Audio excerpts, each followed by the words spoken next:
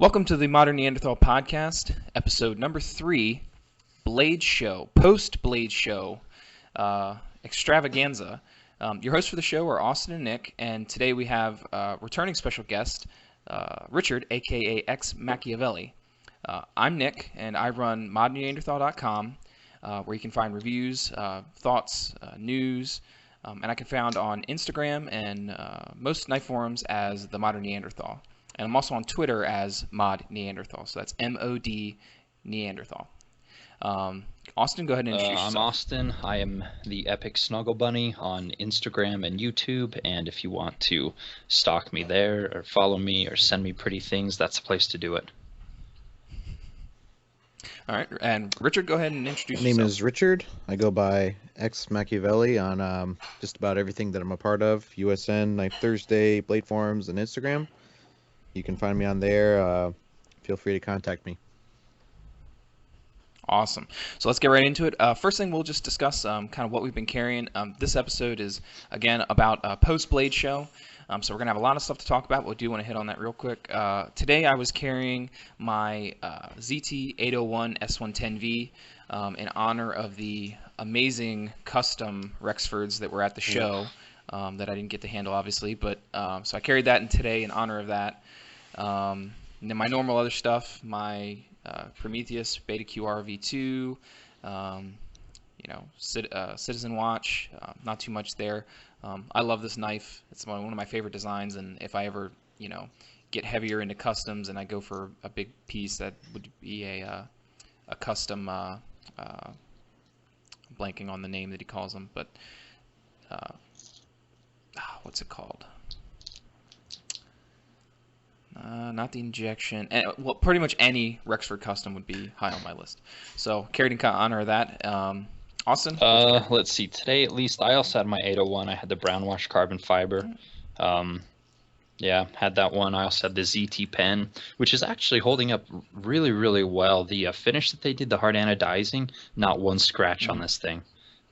So actually I'm really happy with the way that thing's finished. Smith & Wesson shield, my Italian wallet, the Joyeria Fiorentina, jeans, button down shirt, nothing serious. So that's pretty much what I was rocking today. Sounds good to me. All right, Richard, what you got? Well, I've been carrying today and the past few days my Jesse Jurass pulsar compression lock.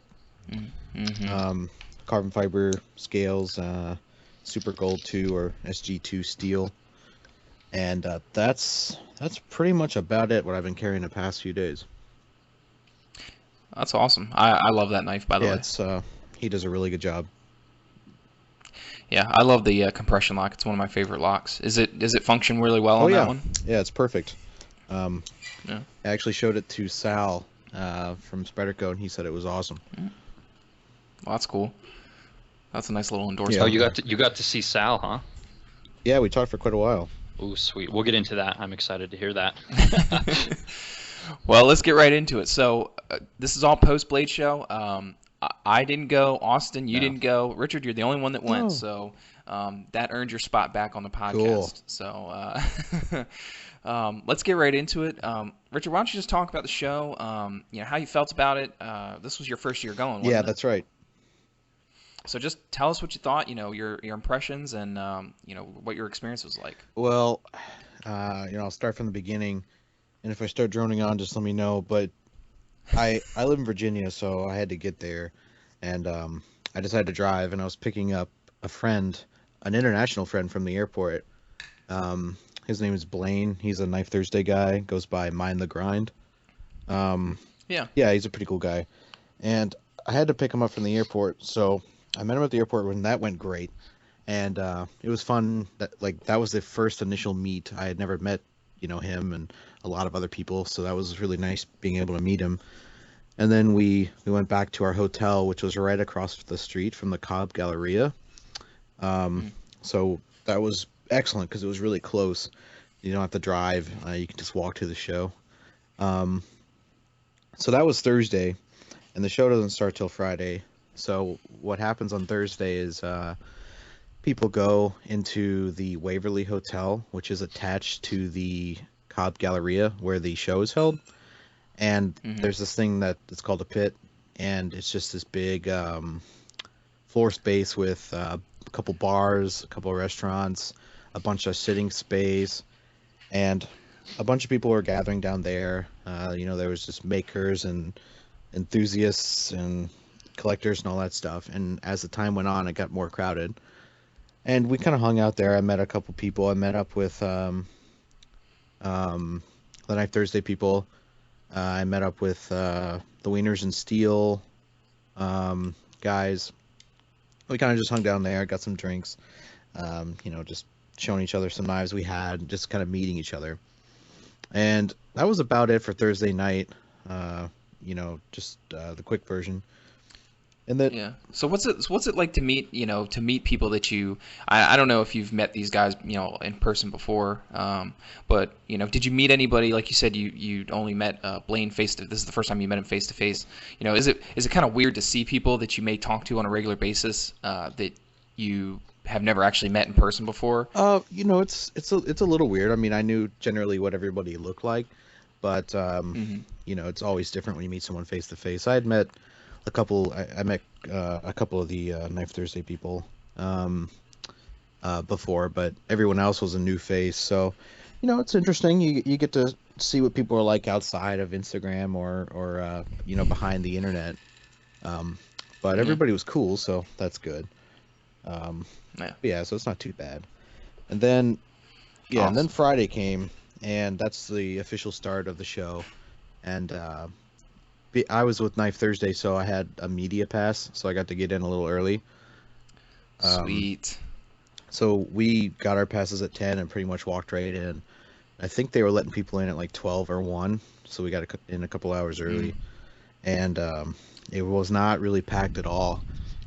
And you walk in and it's just like it's super overwhelming because there's so many things. If you look to the entire left side of the room, about 50% of the room roughly is like all booths. So this is where Spyderco, Microtech, Hmm. Cold Steel, DPX, Lion Steel, Fantoni, everyone you could possibly name is generally over in that location. And then to the right half is tables that are literally just fold up Hmm. tables, and that's where smaller custom makers would be. They would just put their knives on the table. It's a whole lot cheaper to do that, so it makes sense for Right. them. And then lining the walls around the entire walls. That's where a bunch of other like dealers and other vendors would be, like Benchmade, Spartan, which Hmm. we talked about in the previous podcast, and I actually went to check out their knives, so I'll have to mention that. Um, but yeah, so that's the general setup, and you just kind of walk in, and it's just overwhelming because it's a huge space. It's a Yeah. massive space. So yeah, so you're pretty lucky in that you got in early, because I'm sure obviously most people don't get a press pass and can't go in that early. So you're pretty lucky, I guess, in getting kind of first look and not having to go in with the crowd and kind of disperse. And Friday. So if I'm correct in saying this, you can buy Friday for Blade Show, and they've done this for I think a number of years. You can buy early passes for Friday, and essentially Friday, early Friday is where all the buying happens. Anything that's like available for sale usually is gone pretty quickly. It's from what I've heard. Yeah, some makers will put their stuff out, and people will run in there and buy it. There's kind of like a trick. There's the exhibitors get in really early. They have what's called exhibitor badges because they have to set up. Hmm. So if you're friends with an exhibitor, then you can get one of their exhibitor badges and just go buy everything up, which is kind of Yeah. bullshit. But It's kind of kind of an asshole. Wait, so Right, you're so saying you didn't do that, Richard? no, I didn't. I watched the Wieners of Steel video. I heard you talking about your only one and only I actually score. bought two. So, oh, Yeah, I did you? bought I bought a knife on Thursday before the show even started. It was a Microtech. Wait, didn't you just say? What? Didn't you just say that was kind of bullshit? Well, no, I already agreed with a dealer Oh. to. We were just gonna meet up. I didn't want him to waste the money shipping it to me. Oh, okay. I Well, gotcha. there you go. Yeah. That Details. was Yeah, details. That's Ryan from Blue Line Gear. He had found a couple old Microtech large UDTs, Mm. and Oh, I wanted one, so I bought that, and I just told him, don't ship it to me, just give it to me Thursday. Um, there you go. so yeah, I bought that, and I think it was Saturday, maybe Friday. I bought a Chavez Stout Megalodon, Ooh. the new mid-tech. Yeah, I'm interested to hear your thoughts on that Yeah, one. but yeah. Anyways, I did not go in and buy everything up. Um, I I just kind of walked around. I honestly was probably just overwhelmed. I didn't know what to do. I didn't, Hmm. so I just kind of followed some of my buddies who were more experienced and just saw shit. I just handled stuff and thought it was cool. And um, once the afternoon came by, people started rolling in, and it got a little bit more crowded, and there was a lot of things going on, like lotteries. There was a bunch of cash being exchanged, but I was just kind of going around meeting people. And then, gosh, so it's like a blur. Friday kind of came to an end, the show, and I'm really selling it short because it was an all day type of thing. But once the show ended on Friday, we all went back to the pit, and everyone started drinking a whole lot, like way more than Thursday. So that was happening, and there was tons of like bars everywhere, and they were just loving it because people were just Oh, people yeah. were drinking a whole lot. And again, that's more people had showed up by this point. It was Friday, and I think on Friday, Scoopy Loops and John from Scoopy Loops Beads and Mike from Terra Fanatic, they started Hmm. taking Scoopy Loops beads and wieners and steel patches, and they were throwing them off a balcony. and, and yeah, they had like little parachutes tied to them, and people were freaking out. And then I'm surprised like the people running the conference weren't like coming through and like yelling at people to calm the hell down. well, yeah, we were worried about that, but we could be as rowdy as we want, I'm pretty sure, as long as nobody got hurt, and they wouldn't care because there's so much money being generated from all this drinking Hmm. that they loved it. They said they broke records this weekend. Wow. Yeah. Must be crazy. people afraid to go home and face their wife. They're like, man, I'm just gonna get shit faced tonight. Like, this is not gonna go well. Right. So, and even though a lot of people were bringing in their own booze, they still made a lot of money. So, Oh, yeah. Friday was, Well, that only takes you so yeah, far. yeah. So Friday was a little bit more of kind of like Thursday was, just meeting people, talking to people, and Hmm. and all that. Getting a little more Yeah, comfortable. yeah. Just people showing off some of their scores. And again, I'm really selling it short. You got to go for yourself to check it out. But I kind of Yeah. retired a little early. Um, I was really tired, obviously, because it was a long day. And I was overwhelmed. So I went to bed at like pretty early, like 2 a.m. And That's early. yeah, Holy crap.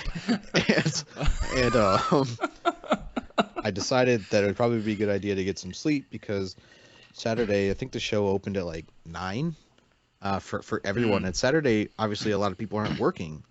So, a lot of people, there was a lot more people coming. There's going to be some local people just kind of strolling in. So there's going to be a lot of people. So Yeah. I went to bed, and I actually overslept, and I didn't get up until like 10:30. I think I got to the show Nice. around 11, and a couple of my friends were already there. And it was about 11:30, 12, so people started drinking as they should. And there was more lotteries and sales. See, everyone doesn't just push all their knives out on Friday because it would be really Right. lame if a dealer just came in and started buying shit up. So Yeah. some people did that, of course, and a lot of hot things like um gosh, I can't even, I'm totally blanking. Like for instance, Grismo, um, all Hmm. their stuff that I was interested in was all gone, almost Yeah. immediately, just because they're really popular. Right. But yeah, I entered a couple lotteries. I entered the Rexford lottery on Of yeah, course. and they had 4 knives for Rexford in specific. They had 2 that were open bid and 2 that were lottery, which is kind of normal. That's how a lot of makers do it. Yeah. And I think I didn't win the lottery, but the lottery knives are really, really nice. And the open bids, I think they ended at like $20,000 American and like 18 or something. Yeah, that Rexford booth. So I think well, first off, I think the lottery system is great because it does prevent, dealers from going in and buying everything up. I think that really shows that, the makers care about people who want the knives can get Right. them. At least, first glance, but or at least first chance, I Right. should say. But oh my gosh, that Rexford booth. Ugh. I watched the video. I think I watched Terrafanag's video on that Rexford booth, and whew, man, those are some attractive knives. Oh yeah. I mean, oh my gosh, that integral was like, I can't even explain. Next level. I can't even describe the feelings. Yeah, the feelings that I have about that integral. I don't even like I normally don't even like Damascus, and everything on that knife looked just perfect. I would have been ecstatic just to go to the show just to handle the knives at that booth. Right. Oh my gosh. Yeah, But yeah, I think that the integral went for like 20 grand, I think is what it hammered at, which, I mean, obviously that's a ton of money for a knife. Right. And I don't think, necessarily that it's quote unquote worth it, but that's just an amazing knife. Right. Yeah, it was awesome. I actually really liked one of the lottery knives. I couldn't really tell you what the model is or anything like that, but it was had a lot of straight lines on it, and that really appeals to me. And was it the one with the thumb studs, or was it the it flipper? had thumb studs. Yeah, it was manual. That's the injection. Yeah, well, the injection is awesome because it was great. Yeah, I love the injection, like, because Kershaw makes they make the injection model, but it's a Kershaw, and it's made in China, and it's got G10 handles and HCR 13 MOV steel, which is the only reason I haven't bought one. But you should look. I mean, it is exact, like, it is the mirror of that knife. It's like the lines are exactly the same, and it would be it is a fantastic knife. I just hate HCR 13 MOV. I don't want to use that in anything. So if they came out with like a mid-tier model that was that design, I love that design. That injection is just, it's got those super straight lines, and it's got that kind of perfectly shaped blade. I love that. I love that design. Right. Yeah, it was sweet. But yeah, I also forgot to mention, I think it was Thursday, might have been Friday, in the pit. I saw Chris Reeve, who is In the pit. which, I mean, his presence just lit up the room. I mean, he's a god. He was like hovering in. He wasn't even walking in. He was just floating down the I mean, hallway. the confidence just oozed out of him. I mean, you couldn't go up to that guy and say anything and make him have a bad day. He already knows that it's just, he's awesome. So I saw him, and I don't really like getting starstruck or anything, but I have a lot of respect for the guy. So I went up to him and said, "Hey, my name is Richard. I'm a really big fan, and I just saw you over here, and I wanted to introduce myself." And he said, "Oh, well, thanks for coming on over. I really appreciated it." And we shook hands, and that was it. Yeah, you didn't want to push your luck. Yeah, with him. I wanted to take it slow. So you haven't washed the hand yet, right? I actually have not. The goal was I just wanted to kind of just show him who I was, and then maybe Saturday or Sunday I wanted to like hug him, and then see where that went later. Maybe a little chicken, a little sex, see what happens. And then next year, you don't know where it'll go next year, because then you've got that relationship built up. But yeah, I unfortunately could not find him pretty much all day Saturday, so he just doesn't need to show up. He's had his own. Is he a bit introverted? He's kind of an introvert, isn't he? I don't think he likes the spotlight. I don't think he necessarily likes to be like you know, the center of attention. Am I wrong, or is that's the feel I get Well, from I don't really know. I think he's just a little coy. I think he likes it, but he like doesn't at the same time. Yeah. I mean, he wins. What's it like? Manufacturer's Quality Award every year. except for last. So Except, I was gonna say, didn't Line who was it, steel, Line yeah, Steel? with the tie dust, Yeah. with the additive manufacturing. yeah. But Which nobody back bought. to your god status. Go ahead, Rich. But yeah, I mean, I was just saying, Revis. you know, there's people like that. So if you happen to like Chris Reeve, or you happen to like Sal from Spyderco, or if you happen to be a Mixed Strider fanboy, you can literally just go up to those people and just talk. So Blade is really cool for that. But yeah, I was sorry, I'm losing my timeline. I was on Saturday, just kind of walking around, entered lotteries, did not win the Rexford, did not win the Hinderer, did not win the Curry. I did not win. I entered a few other things. Oh, I was going to talk about, you were saying the lottery system. Well, is the Modern Neanderthal sponsored by eBoss House? I just want to. Okay, No. okay. All right. So let me keep going. I'm pretty sure it's them. What they do is they have guys that go around and enter lotteries, and they have like 50 names on a sheet of paper, and they just write them all in, and they have all those people there, so they're kind of like working for them. So that part really sucks at lotteries. But what are you gonna do? Yeah. Um, Yeah. Well, I mean that mitigates it. You know, I mean I still think the lottery mitigates Yeah, it that. helps. You know, because the guys from eBoss House could just go and just buy everything. right. Where instead now they're entering 50 out of whatever chances.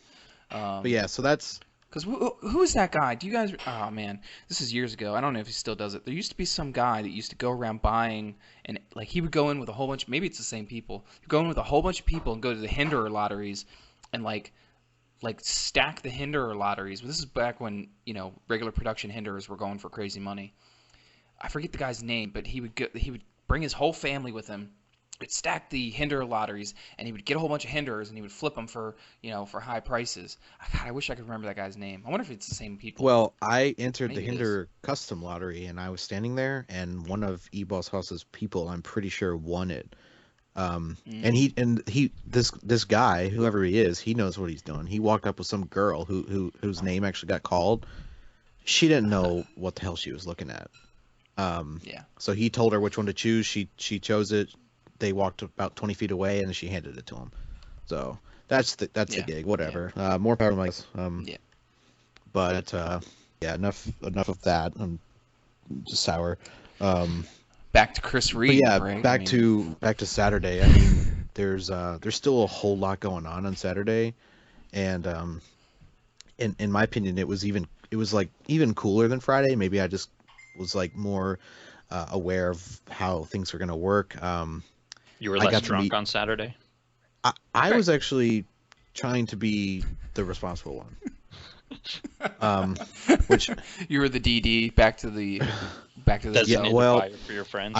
I will designated walker. I will not mention names, but I did rescue people that couldn't get back. So but that was like Friday night, I think. Yeah. Because I met a bunch of really cool people. I really like Andrew Demko and his designs and his knives and his execution. So I made sure to spend a lot of time talking to him, and he was really cool. Actually, I walked out to him. I had never met him before, and I took my 8010 out so he couldn't see it, and I waited till he was done talking to someone, and he was like, "Hey, man," because he was working for Cold Steel. And I handed it to him. I said, "I want to return this piece of shit." And he was cool about it. He started laughing, and then we just started talking. And, he wasn't a jerk. Did he immediately start laughing, or because for a second he probably was like, "What?" He had to have been a little concerned. I think he might have been concerned for a second, and then he realized that I was just messing with him. Because you had a huge shitty grin on your face. Is the reason you didn't sell it. Yeah. Properly. But yeah, he was really cool. Lynn Thompson was like fighting people with swords or something. I have some video. I can send it to you guys, but no, you need to upload so do you follow? Do Do you subscribe to Equip to Endure on YouTube? I have no idea who that is. Oh my God! So Equip to Endure, they're like a outdoorsy kind of knife channel, and oh my God, he did a video where he recorded Lynn Thompson with this like long pole axe, and this guy in chainmail and like a helmet was like coming at him. He's like, oh, you just deflect the arm and then whoop. He's like, whoop. He's like, whoop, you're dead. Was this that Blade? Yeah, he was doing a lot of different things like but the video cuts back. It's like he goes to Lynn, who's like deflecting somebody's arm and like touching him, and he's like, you're dead, and then he goes back to the guy from Equip to Endure, and he's got this like he's like looking at the camera like, come on. Yeah. You have to look it up. It's hilarious. Yeah. Yeah. I'll send you the link. Yeah, do that. It was pretty cool. I guess they had the space dedicated, and this dude was wearing like a army of two mask or something, and Lynn was just coming at him with like a knife and then like a sword, and they were just kind of doing their thing, and a lot of people liked watching that. But I just went over there to talk to Andrew, so that was cool meeting him. Of course, I got to see a bunch of their knives. They have this new thing that looks like a Spyderco civilian. This long like black talon. Ugh, I have no idea what it's called. I think it's the pulsar-rated, like really delicate tip thing. Yeah. It's a yeah. talon. So that was it was cool to see that and everything. I got to meet Sal, which I know you guys are really into Spyderco. Yeah. So I told him about you guys and how much you suck, so he knows that. Great. But he was. That's what I was hoping you. He was really busy pretty much all the time. A lot of people were waiting to talk to him. I think Blade HQ was like filming videos with him. I did get some time, and I was at the prototype booth, and there was a lot of really cool stuff. You guys would have loved it. It would have been really great if I could take photos, but you just couldn't. Yeah. And yeah, I know they have real strict rules on but that. you can talk about it. So what's something that we don't know about yet? I mean, they probably had the larger Peter Carey. I think it's the Tremor, not the Tremor S. They called it the Magnitude, right? Oh yeah, the new one. Well, a couple things I saw. Everybody really liked the Nirvana, obviously. Yeah.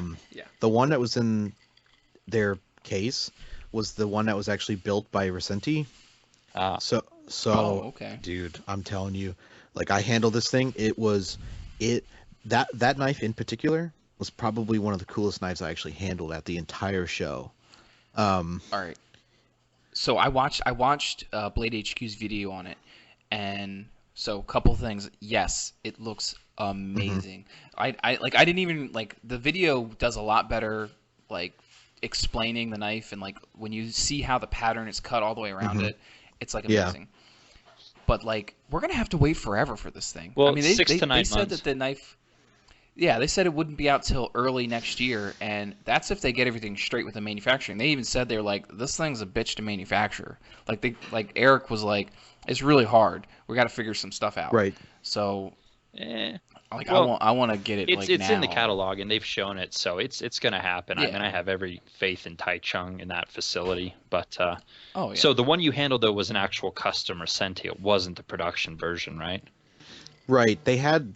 Yeah, that was the custom one. I think they had the, quote, production one kind of out somewhere, I guess, for the award stuff, but I didn't go out there. But yeah, Sal actually told me they were going to have it by the end of the year. And he said it was a bitch to make.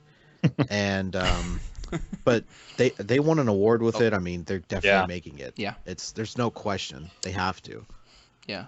Well, now that it won Imported Knife of the Year. I mean, they've got to make it. I mean, it's bearings, integral. I mean, it won an award. Now they have to make. I mean, showing it off this much, they've got to make it. Obviously. All right, what other really cool stuff have we not seen yet? Then that was at that. Did they have the Janus song? Let's go. I don't know every single knife that was there. Did you guys know about the Paramilitary 3? Yeah, I heard about it. No. Wait. Which one? Wait, is this the So there's a couple. There's an integral carbon fiber one, and is that the one? No, this was just a G10 Paramilitary 3 compression lock. No, I didn't know about that. Yeah, it's I actually have a Paramilitary 2 right here. It's just a shorter version. That's it. Oh, okay. And I didn't really like it. I handled it. You know, the Paramilitary 2 and the military, they have these long blades and they're sleek looking. This thing's a little stubby. So yeah. Yeah, just from that description, I'm not a fan. I would actually prefer a paramilitary that was a little longer. Would probably be my preference, if anything. Not sure. Well, it's going to sell like crazy, though. I mean, everyone, like, smaller knives are what are in right now, so that knife is just going to sell like hotcakes. Right. Probably. Yeah, it was not really my thing. I'm not sure if the blade was under 3 inches, but that might be a cool option for someone that has a 3-inch issue. I mean, that might be a target for them. Another one that was really cool, which we haven't talked about, and I don't know what it's called. It was a automatic H1 Wharncliffe fully serrated knife, all black. Oh, I've seen pictures.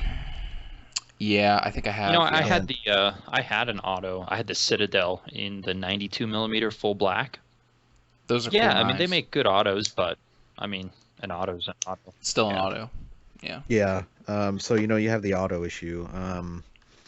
But that thing was pretty cool, and I remember they said they were, I guess the inspiration or the design for it was specifically for certain types of military usage, like people that are in the sea a lot. Yeah. Because H1. So Cool I thought it was it was pretty neat. I mean, if you're in the military, then take an automatic with you because whatever. Well, even if you're maybe a hunter or a fisher, or you've got a boat or something, I mean, there are a lot of times when you need like one-handed access that's really reliable. So, I mean, I could see that working out well in like as a real utilitarian knife, but as a suburban commando, I probably would skip it. Right. But yeah, they had a bunch of other things. What's that smaller one that has like an orange handle? Is it the Firefly. Firefly. Yeah, that was there. I didn't get to handle it, but I'm not a fan of it anyways. But yeah, so the way they did it was they had a bunch of knives, and if they had red tags, that means that they hadn't tooled up for it, and they hadn't made the decision to make it. And if they had gray tags, then that meant that they had already committed to making it. So that's a cool system. Yeah. This is the kind of insight that you don't get from sitting at home looking at videos online. I mean, you got to be there to get this kind of insight. Right. Now, and I go ahead. Oh, I was just going to ask, do they have the red ones there looking for like consumer feedback? Like, hey, what do you guys like? What don't you like? Or are they just kind of like, if we do it, we do it. If you like it, that's nice. But you know what I mean? Like, is it there for feedback or to test the waters? Sal said, I mean, we want to know what people think about them. Is it worth our time? That's awesome.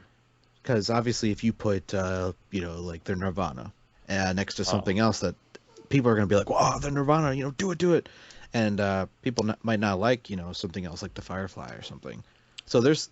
Speaking of, did you get a chance to look at the Myrtle? This is the one with the weird like hawkbill, not hawkbill, but like. Is it? I don't even know. Is what it to full call it. titanium?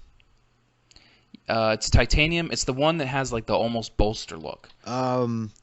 No, but I looked at one that was like a sway back. I don't know what that one was called.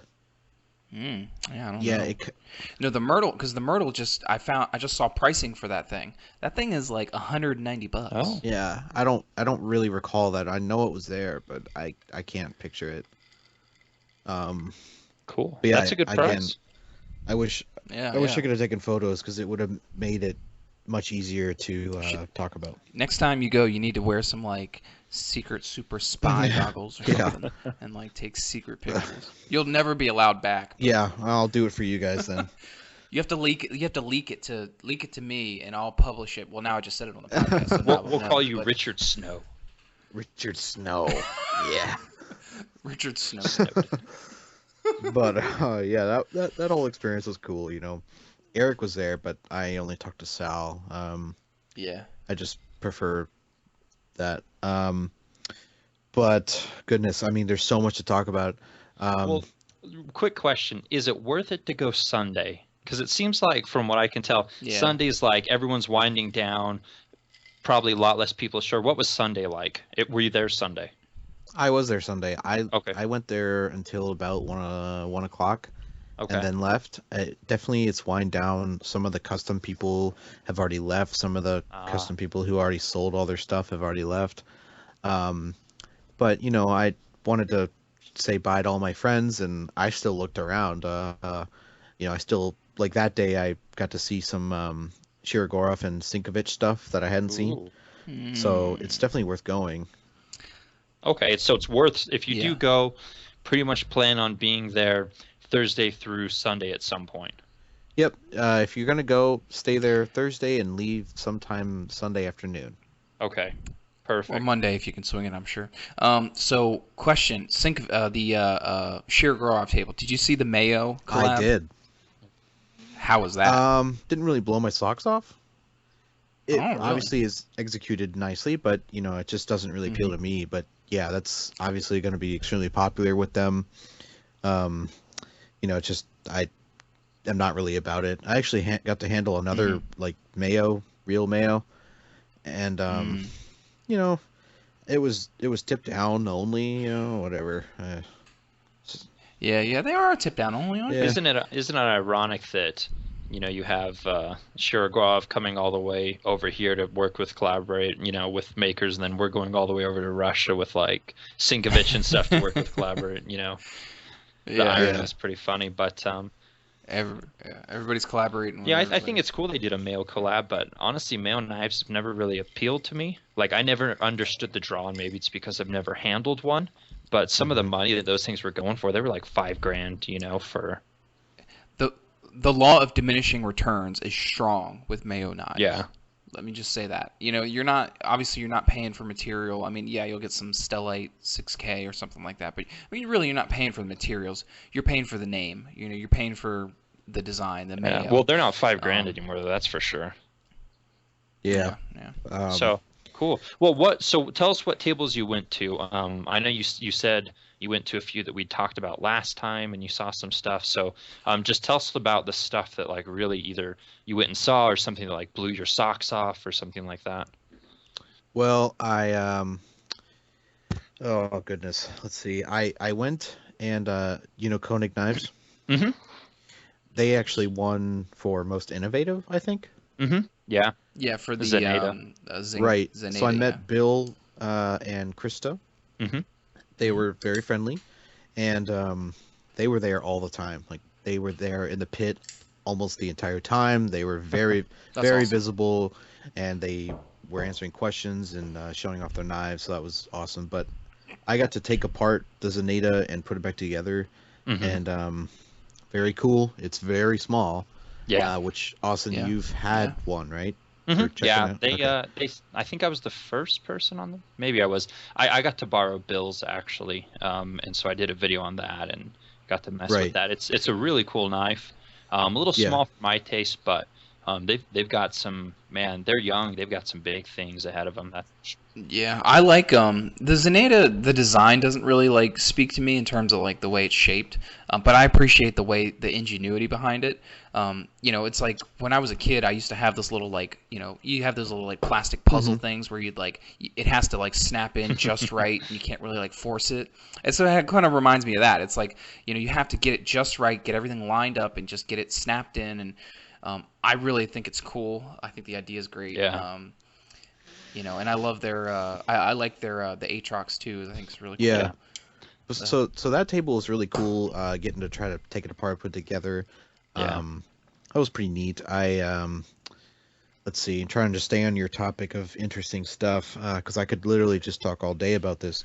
I want to mention something. I was really interested in Spartan after talking to you guys about it on the previous podcast. Yeah. Mhm. So I found them, and there was a couple people there, and they were actually saying something about. I guess there's some tension between them and Chris Reeve. Oh. Oh, really? 'Cause I think Spartan is based in like, is it the same area as Chris Reeve? Like, Well, Idaho? yeah, I think it they're is. in Idaho, and the other thing, I'll talk about this in a video eventually, but they use millet knives a lot for their manufacturing, and millet knives is in Meridian, which is, I believe, where the Chris Reeve factory is, and a lot of their employees are ex-Chris Reeve employees. Mhm. So, you know, Makes so sense. Millet Knives, I'm not going to say that they work with Chris Reeve tolerances, but they have quite a number of people there who are used to working with those tolerances. So, take that for whatever it is. But I wouldn't be surprised if there were tension between Millet and Chris Reeve, and then potentially the people who utilize Millet, which are Koenig, Spartan, Right, yeah. the new Right. Aegis collab. So, yeah. Right. Yeah, I went over there and I heard something, they apparently Chris Reeve was like, "Oh, well, you're stupid." And they were like, "Oh, well, you're stupid." So, Oh, you I walked in on this fight? no. Oh, This okay. guy was explaining to some of the people. Um, so I picked up two of the Spartan Acrobus. Yeah. Acrobus Yeah, or something. yeah. And I was all about it. I was like, wow, this is a really cool design. After talking about it with you guys, like, this overlay is really cool. It's actually an inlay, I think. And I was like, wow, this is really neat. I love the design. It has, I can tell it's like a little Chris Reeve influence in it. And then I opened it and was like, this sucks, because it was so gritty. It was the biggest letdown of the entire show, because Oh yeah, man. I mean, I had to use two hands with one. It was like, and I showed it to my friend Blaine was there, and I was like, they're seriously gonna put this on the table? Like, I had full intentions of purchasing one of their knives, and this it might have just been this knife, but both of them were like that. It was so terrible. It felt like I got an even shittier Emerson. Wow. That's weird, because I've only heard good things. I mean, maybe Chris Reeve went over there and dropped their knife in a bucket of sand. If they were throwing down.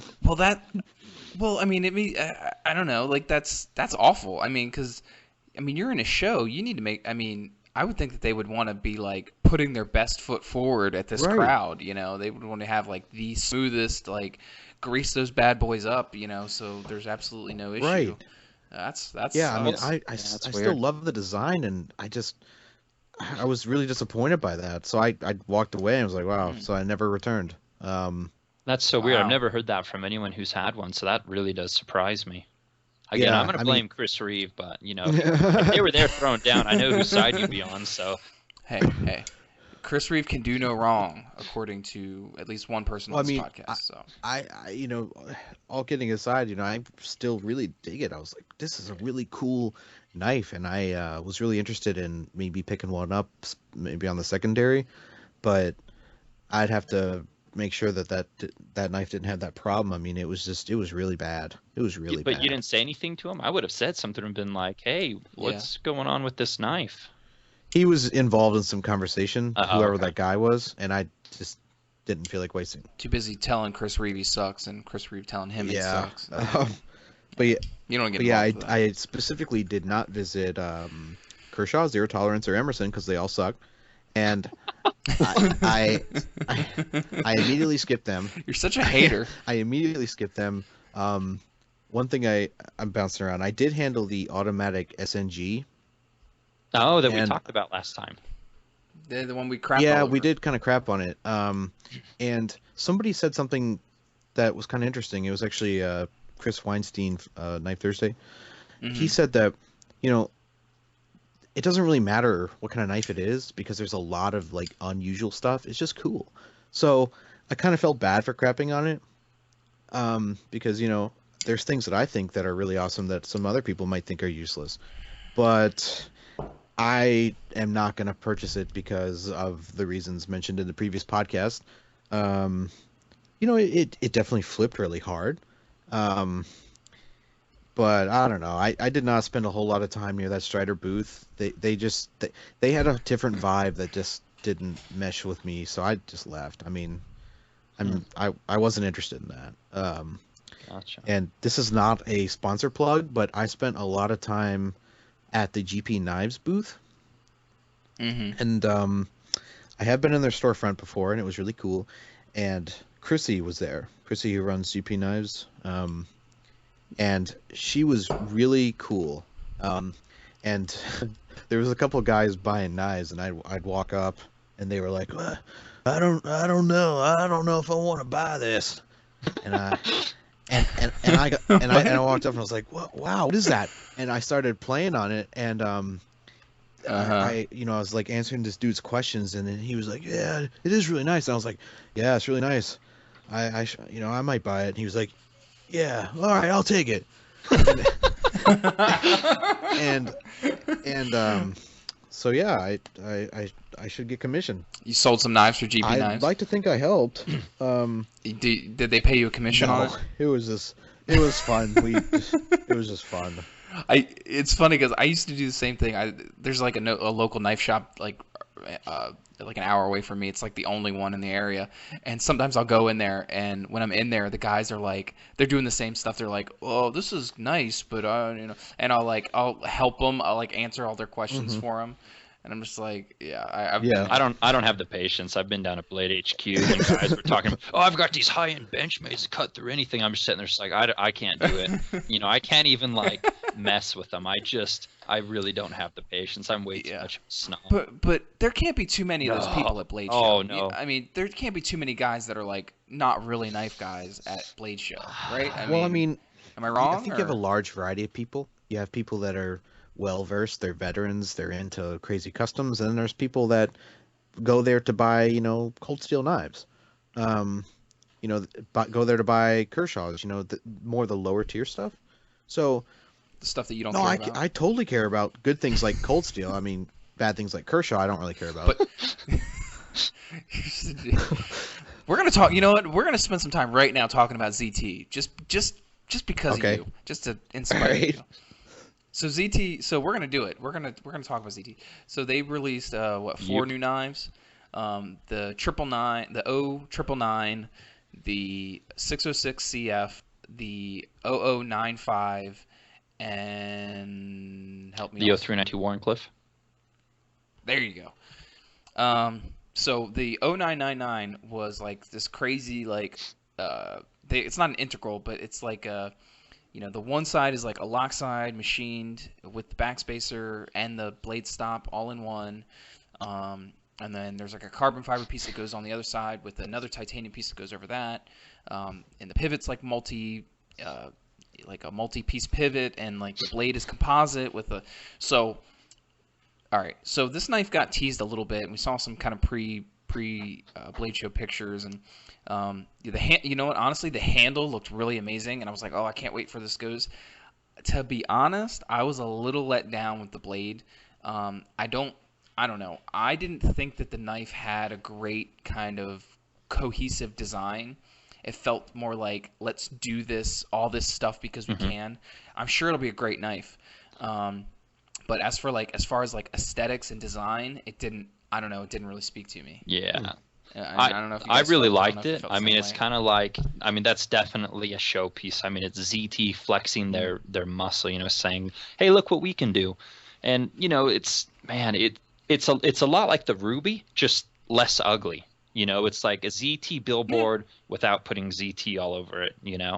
So I mean, I thought the knife was incredible. Would I buy it? It's going to be $750, and it's going to come probably direct from ZT. So it's their most expensive knife to date. It's the most complicated build to date. But I probably wouldn't buy it just because I would get it, and I would hold it, and I would fondle it, and I would tell it bedtime stories, and then I would put it like back in the spider pack, and I would look at it. I'm not gonna lie. I will be completely honest. If I were to buy one of those, I would sell it. I would just get it to handle it. I don't really have a huge vested interest in it. I would get it. I would handle it. I would probably do a write-up on it. Yeah. And then I would just get rid of it. It's just not one of those ones that really speaks to me. The 888 was much more appealing to me. It's gonna the go one that for really 1,000 on the secondary though. Oh yeah. Oh, absolutely.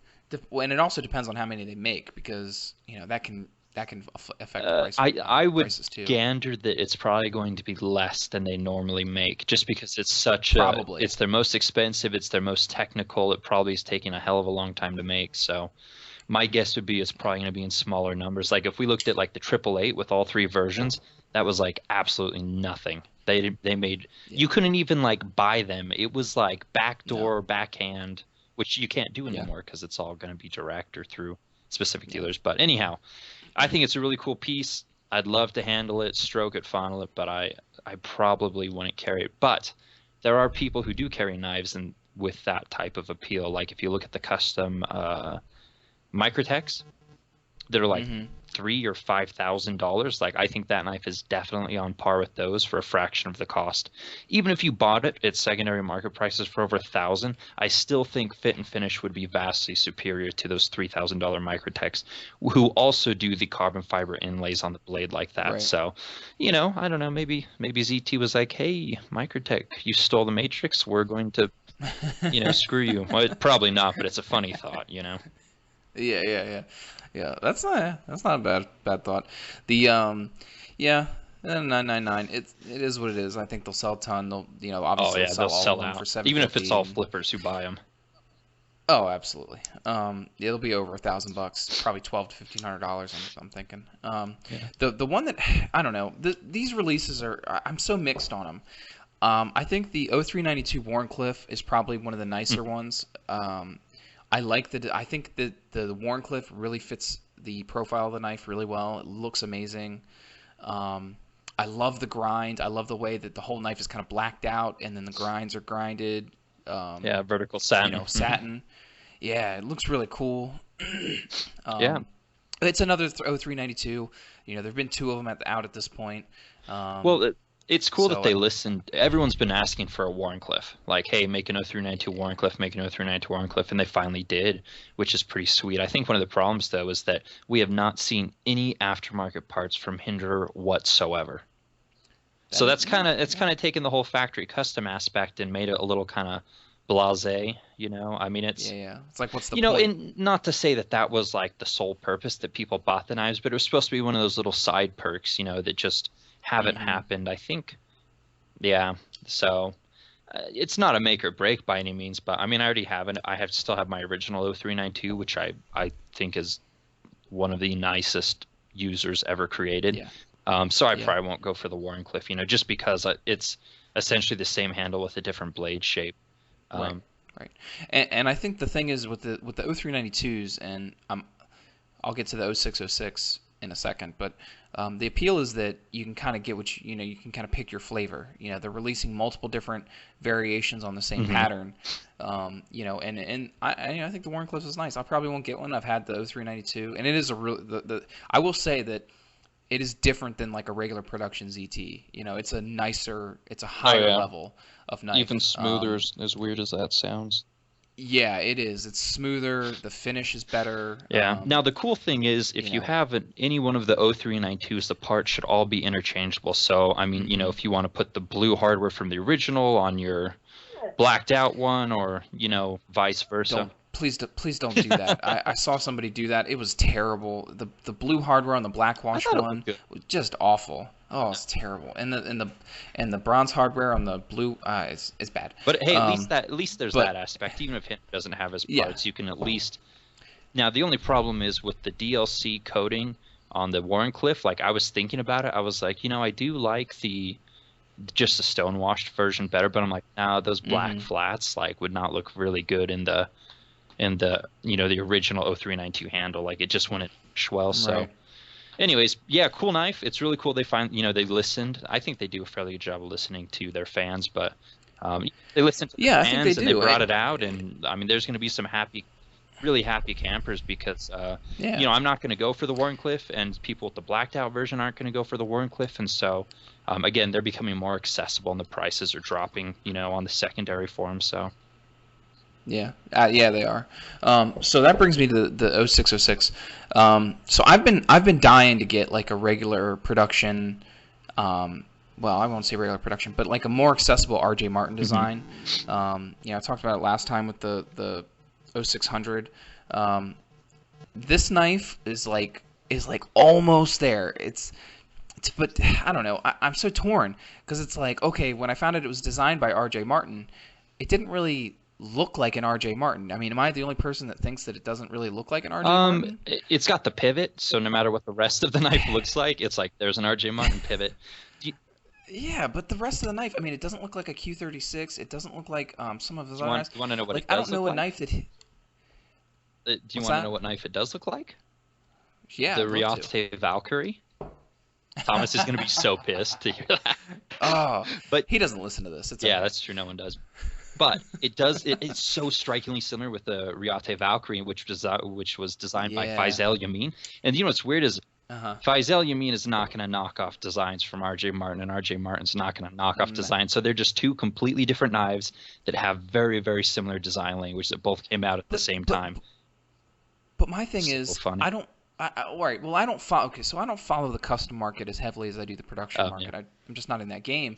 But you know, the R.J. Martins that I've seen, I mean, that just doesn't look like a. Well, so R.J. Martin does designs for Kershaw and Kai and ZT that aren't, you know, based off his customs. But what I want is like a regular production or a ZT manufactured Q36. That's what I want. You have it. This is. Not really. In spirit. Now, all right, your so 600 is is based on the Q36, just the ZT-ified version of the Q36.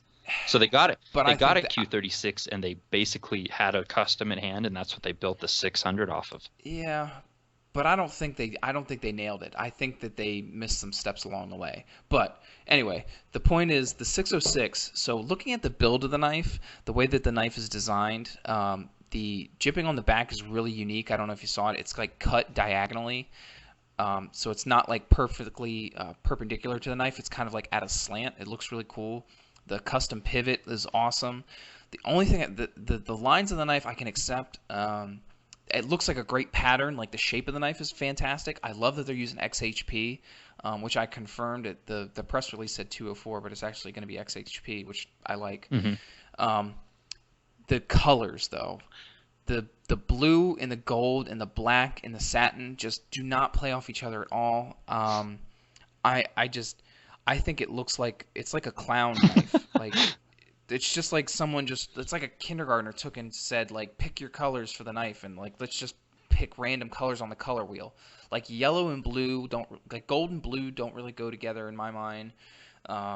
And then black and gold, they do, but black and blue with black and gold with gold and blue. There's too many different colors going on. I'm gonna agree. I hope it gets toned down a little bit. You know, it's a little. I don't know. It is a little much. It's also like the bead blasted. It's just gonna scratch a lot. So I don't know. Like I'm not gonna. The blue. I'm not really gonna go for this one. But I do hope they tone it down, because then if not, you're gonna have people buy it and then no one's gonna carry it, you know, because it's too flashy. And it's a big knife, and so when you have a big flashy knife, like, you know, most people just won't carry it as much, I suppose. Yeah. Well, and this is where the problem comes in. It's like, well, okay, so this is a new factory custom. Now, but I want the knife, but I don't want that knife. Like, I want that knife a little bit different. So it's like, okay, well, do I get that one and just hold on to it and hope that they come out with are they going to come out with a new one? Maybe they don't. Maybe the knife sells really poorly and they decide to there's cancel no way. You know? You never know. A limited edition? People are going to eat it up. It's hotcakes. I don't know. Well, I don't know, man. The 0600 didn't do that well. It did initially. And you see, those do not... But they don't go for... People don't really... Maybe. Yeah, maybe you're right. I mean, it took them a long time to hit like a reasonable threshold as far as pricing. Like initially though, just like any ZT, there's just so much, fever over the knife that again, even if no one's going to carry it, they're going to buy it. People are going to sit on it for a long time, and then like in a year or two, when the next greatest limited edition comes out, the prices will start to drop, and so. Unless your name is Richard, because if your name is Richard, you hate all things ZT, no matter where you're from or what you're. I have almost fallen asleep the past like 10 minutes. I had to bring you back in, Richard. I gotta reel you back in. All right, we got one more to talk about, and that's the 0095. Yes, my favorite. I know you like it. So I have two things with the 0095. One, it's based off the Snap-on exclusive, which no one knows about. Two, nobody knows about. Yeah. Two, I don't understand why they didn't make that regular production. Why is it a limited edition? If I had to guess, if I was a betting man, I would say that they essentially had parts left over from the ZT or from the Snap-on builds, and decided to just, hey, let's do a run with these. Much like I think that the 801 brown wash carbon fiber, like what I was carrying today. Those were very limited, but they were likely knives that were potentially scratched or needed to be refinished, and they said, screw it, let's just go ahead and stonewash the whole damn thing, you know. Yeah. So I mean, that would be my guess, but I mean, I really have no idea. But it's just such a good design, and again, they've listened to consumers before, you know, and they've brought out knives they said they weren't going to. I can't think of which one exactly, but I think it's going to sell really well. And that, again, of the 4 knives, this would be one that people would actually carry and use. And the lines on it are just so damn good. And the price is, you know, more within kind of a reasonable realm. Not that the others aren't unreasonable for what you're getting for them, but, you know, as far as dollars to donuts, I mean, you know, like $275 is more realistic for the majority of people out there. So yeah, and even Richard, you get behind this knife. The 0095. Yeah. Yeah. You know, I like the blade shape of it, and it's got like straight lines that jut away. You know, it's very straight, but pretty chub-inducing, wouldn't you say? I think out of all the ones, the 0606CF is pretty cool. Yeah. Really? Yeah. Even with the colors that Nick was just kind of ragging on? Well, you know, I don't really mind the colors. I'm kind of a Michigan fan, so it works. Terrible reason to buy a knife. So it kind of works, but the 0999 is like a Frankenstein monster baby. I just ugh. Yeah, that's my problem with it. It's like there's a lot going on, but it doesn't really feel like one cohesive like thing. I bet you that knife in hand. Did you pick it up at all, Richard? I made sure I kept within like 50 feet of their booth. I bet that knife in hand would be astounding, you know. Yeah. Again, if you've got the balls to carry it, you know, if you've got the balls to carry a knife that's like worth $1,200 in pristine condition or $1,500, then, you know, again, kudos to you. So yeah, I definitely think it would be really, really nice, executed nicely. But things I don't like about it, it's you know, I don't like the Decepticon-ish type stuff. I don't like the huge like area in the blade that has what looks like carbon fiber in it. Yeah, it just doesn't work for me. But definitely they do some good execution over there. Yeah, CT. I mean, it's certainly a showpiece. I mean, there's even the best of the best probably can't do builds that. Hell has truly frozen over. Richard has given a compliment to ZT. Yeah, it was kind of a backhanded compliment. He's always wanted to, just like he wants to say bad things about the new Inkosi. I mean, he does. I know you do. Yeah. Talk about it. You handled it. What do you think? I actually handled. I believe it's called the 0808. Is that the Rexford? Yeah. Yeah, that one was actually cool. I love that. Yeah. Oh yeah. Yeah, the nice little one. That thing was actually pretty cool. I handled that at GP Knives. But I did handle the Inkosi. Is that how you pronounce it? Inkosi? Sure. So. Who knows? Doesn't matter. I got a couple photos I can toss you so you can post them up for people to see. It I don't know. Like I looked at they had a version that was taken apart. You know, I've never taken apart this 25 I have, so I don't know if it's similar. But holding it's even smaller than the small Sebenza, and it's just a small 25. So yeah, I wasn't excited about it. You know, I'm a really big CRK fan, but it was very underwhelming. Well, I wasn't excited for it anyways, but you know, not a big deal for me. A lot of people were. You know what's funny? I was watching the Blade HQ video, and they did this, you know, CRK Knives, and it wasn't Chris. I think it was his wife. Wife. Yeah.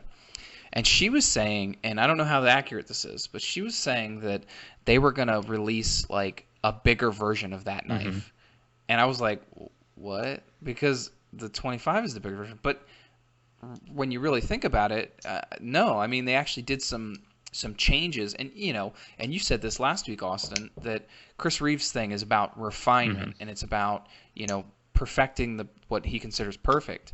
And I think in their mind, they made enough changes on this knife with the washers and the curve, having the pocket clip at an angle and the blade ramp on the tank. I think that they think that there's enough changes in this knife to warrant a whole new model, and that's why they named it something different. Well, I'm And sure that he lost eventually- sleep over making those changes. I mean, he's he rocking did. his own world. I mean, I think that they're going to release a bigger version of that. they are. They're probably really probably do. going to phase out the 25 in lieu of that one. Or they'll keep selling them. I mean, I was talking to a representative there, and he told me that they have the Inkosi and they're excited about it, and they're gonna make a small 25 in addition to the Inkosi. Oh, right. I think they think of it as a completely different knife. That's Yeah. a little weird. Yeah. So yeah, it didn't do much for me, but maybe I just don't really know what's going on with it. I mean, there was a few slight differences, but I'll stick with my 21 and be fine. So yeah. So what else? What else did you see, Richard? You went around, you saw a bunch of stuff. What other knives did you really, that impressed you? Let's see. I made a fairly quick stop past Jake Holback. His stuff is very expensive. I went Yes. to Michael Raymond's table, Oh yeah.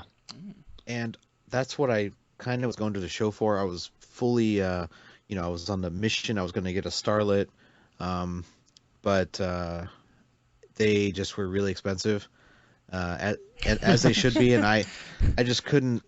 I sat there and was like, man, I really want to enter these lotteries, but I didn't. And then later, what happened is one of my buddies got called for the lottery, and he won, and he was like, shit, that's way too much money. I can't do it. So he handed it to me. So I had the chance, and then I was like, no.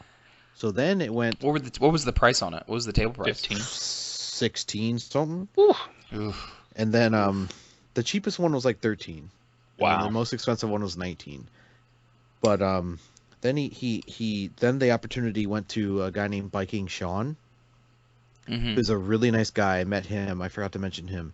He is a really nice fella. He's a very mature, very he's got his head on his shoulders. And he got it. He ended up getting it. So he has a beautiful starlet. If you want to see what one looks like, you can check him out on Instagram. His name is Viking Sean. Yeah. I follow him. I saw that knife. Yeah. I did post a picture of his knife because it is beautiful. Yeah. You were just thinking, oh man, it could have been me. Yeah, but you know what? I already have one. I have an Estrella, so I'm okay with that. But Yeah. beautiful That's work. a lot of work to put down. Oh yeah, it is. Yeah. Saturday is also the day that Jesse Jurass came, Oh, nice. and he didn't have a booth or a table. He just came with his fiance. I believe her name is Keisha. I think that's how you pronounce it. And they just walked around. So we met up with them because he has a relationship with Knife Thursday. So we met up with him, and he was really cool. He was really happy to see Draw's pulsars. I had one. My buddy Steve had one, and she had one. Keisha had one, and he had one. So it was pretty neat. And then Saturday night, we sat in the pit until like 4 a.m. just talking with him. It was great. Like, he's a really cool dude. So that's another thing that Blade can, affords you. You can just find people you really want to talk to and just chat it up. So we talk forever. Yeah.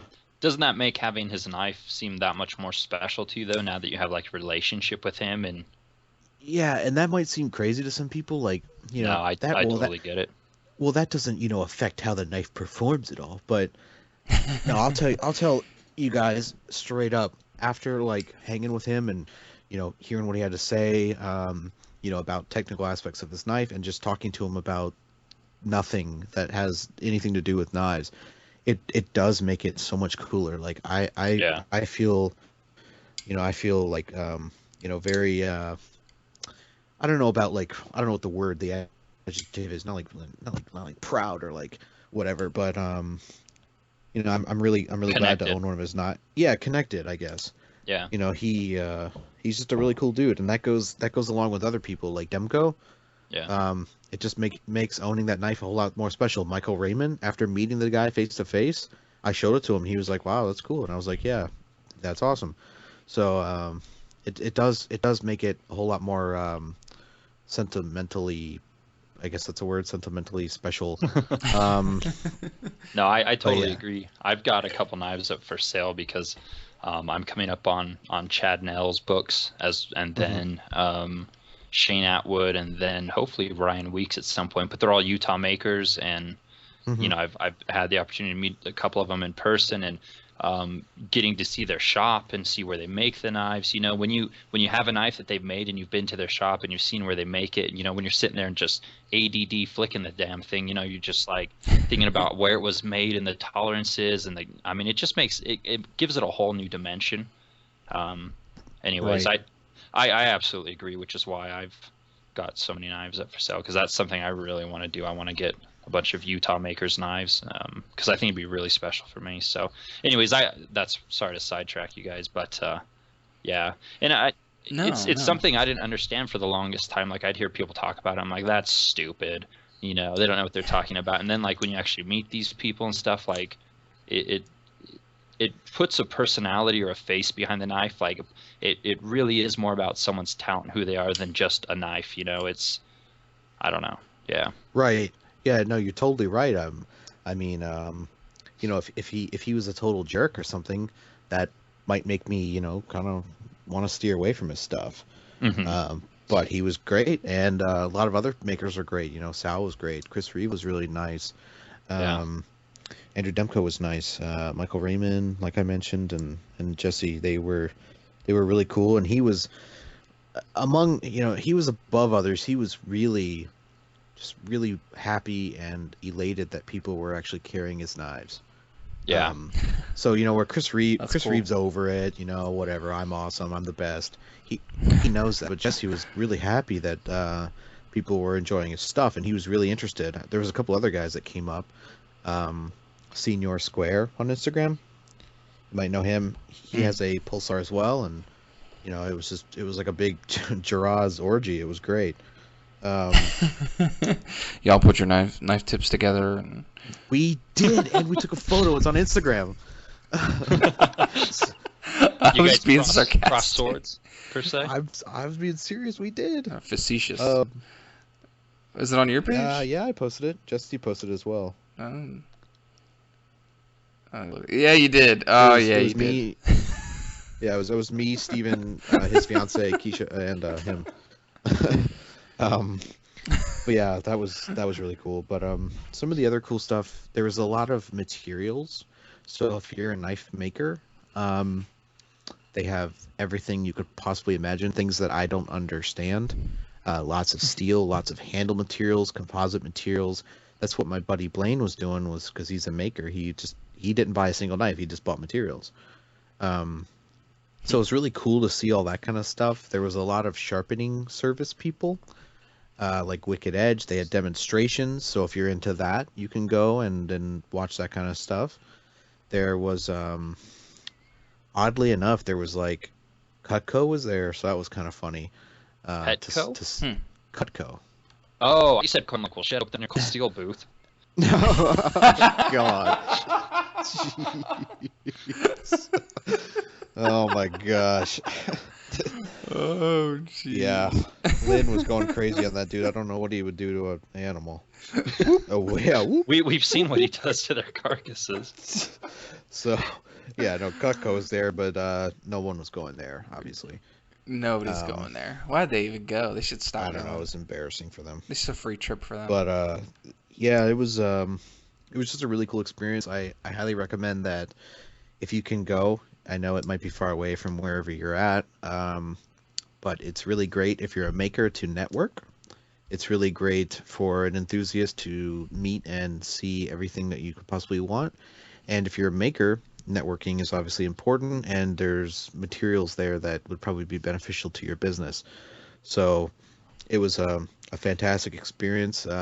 It was organized very well. The Waverly Hotel did an excellent job at accommodating us. Ignoring all the drunk people. Yeah, well, Saturday evening is when people actually started really drinking, and everything else was just kind of a joke. So people were bringing like full bottles of whatever this is and just destroying them. Doing handstands in the middle of I went outside. This is when I was hanging with Jesse, and we went outside. It was me, Edge Observer, and Did he get drunk and sing for you? Edge Observer remained professional. And there was a Dan from Blade Reviews. I don't know if you know him. Yeah. Yeah. So we went outside, and okay. and Ken Onion was there. And I know you guys would freak out because it's Ken Onion, but he started showing us these like unseen prototypes that he had on him. And I got to admit, it was a really cool experience because he was very interested in telling us things. And the things he had on him were, I have to admit, they were awesome. Like this one, I forget what he called it. I think he called it the Bone or something. It was just one of the coolest designs I've seen, and it was executed perfectly for being a prototype. And we sat there for quite a while talking to him. He was extremely friendly, and he knew Edge Observer, so they talked for quite a while. Well, one year Edge Observer got drunk and sang a song about his hat, so yeah. They're best buds. Yeah. Once you sing a song about a guy's hat, you're in for life. And Ken Onion, he always wears that hat, so it's sacred. Yeah, he I don't think he was doing so well. He hurt his back, so he's in a scooter. So that's too bad. Oh man. Hopefully he gets better soon. Yeah. But yeah, there was going back to Lion Steel, because Edge Observer made me think of it. Lion Steel had they won the award for their TRE, right? Mm-hmm. Yeah. And they overall knife of the year. Which I'm not so sure about that. I really like the idea of the removables hardware, but I've touched 3 of them, and the ones that were not full TI didn't really flip that well. Huh. But the TI one was like butter. It was amazing. Well, is were the ones that were G10, were they bearings, or did they have washers? No idea. They're all supposed to be bearings. Might be They're all why. supposed to be IKBS. The only difference is going to be on the G10 ones, the flipper tab is not supposed to be removable. And then they don't do a swedge in the blade steel, but I believe it still is M390 and then G10 and then non-removable flipper tab. But I think those are supposed to be the only differences. Now, if they didn't insert a racer on the G10 side, which I assume that they would, I don't know if they put in those racers or not, but anyways, that'll be interesting food for thought. People are just starting to get theirs now, so. Right. So Lion Steel is excellent, but they just probably need to adjust that. And I also got to handle their, what's the 3D printed one? The tie dust. Yeah, I handled that. It was interesting, I guess. It's more of a, shout out about their abilities to excel with, machining crazy things and doing whatever they do with 3D printers. Yeah. As far as carrying it, I never would. I mean, it was it's a $1,700 knife, so. Yeah, and on top of that, so there's that. But the Italian makers are really killing it. Like Lion Steel was there, Viper was there. Yep. Their Adino was excellent. They had a carbon fiber one. It was fantastic. They've got a bunch of other ones coming out, yeah, don't they? they had some cool stuff. There was they were really friendly. They wanted to know what we thought about little details, and how would we feel about if they changed this. And they were honestly interested. They weren't just joking around. Fantoni was there. Okay. The older fellow at Fantoni said he was cold, and I said that I was really warm in there, and he said it's because I am fat and I'm American.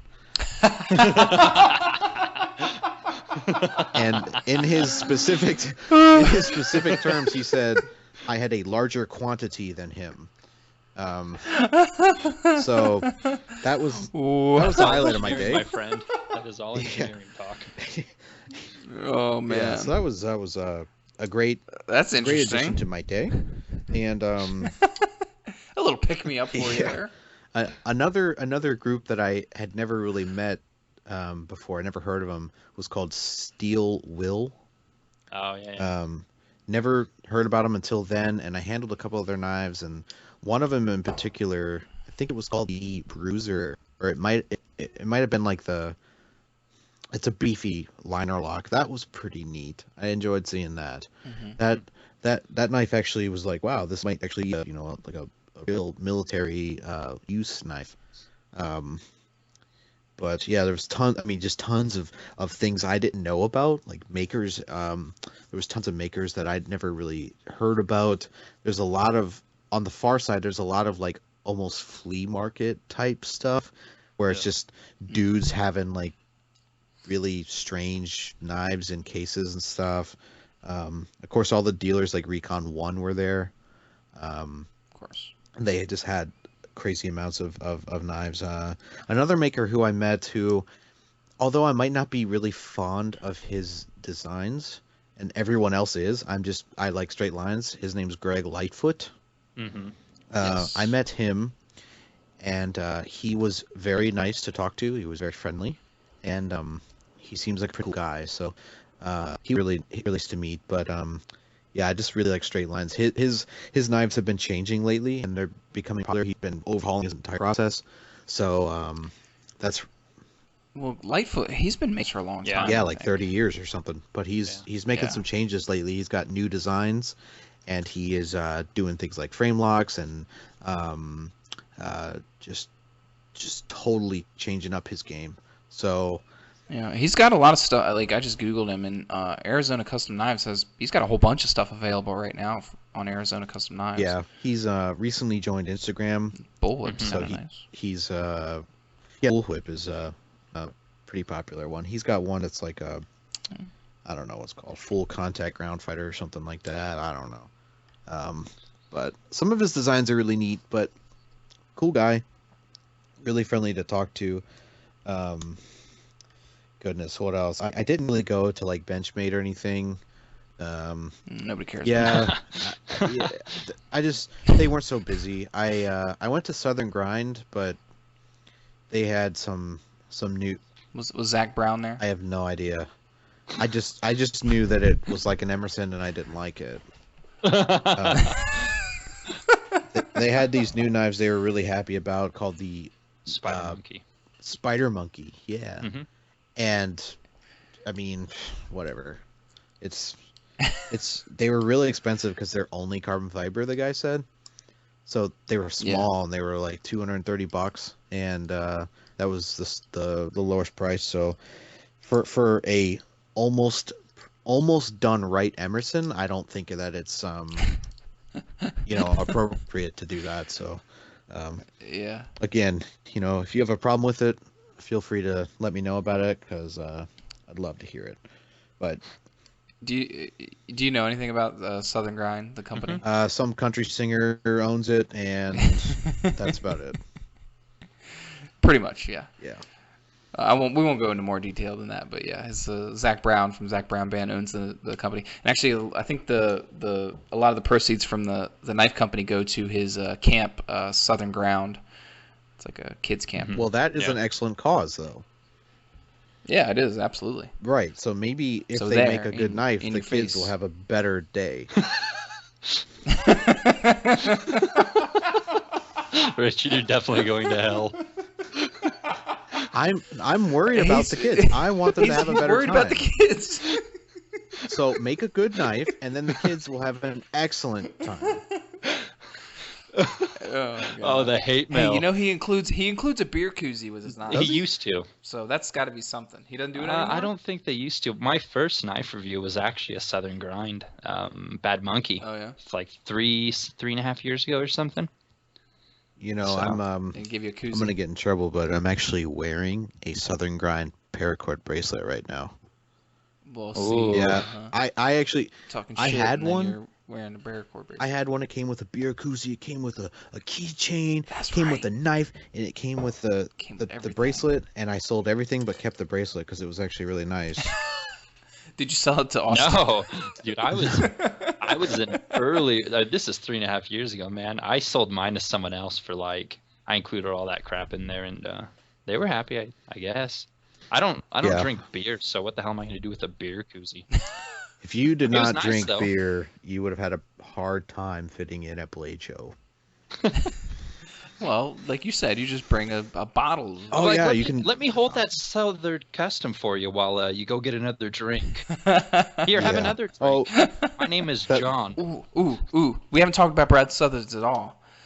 he was there. Do you see his compression lock flipper? It's actually kind of funny. Jesse Jurass traded him one of his pulsars know. for that one, I saw it. and I got to flip it. It was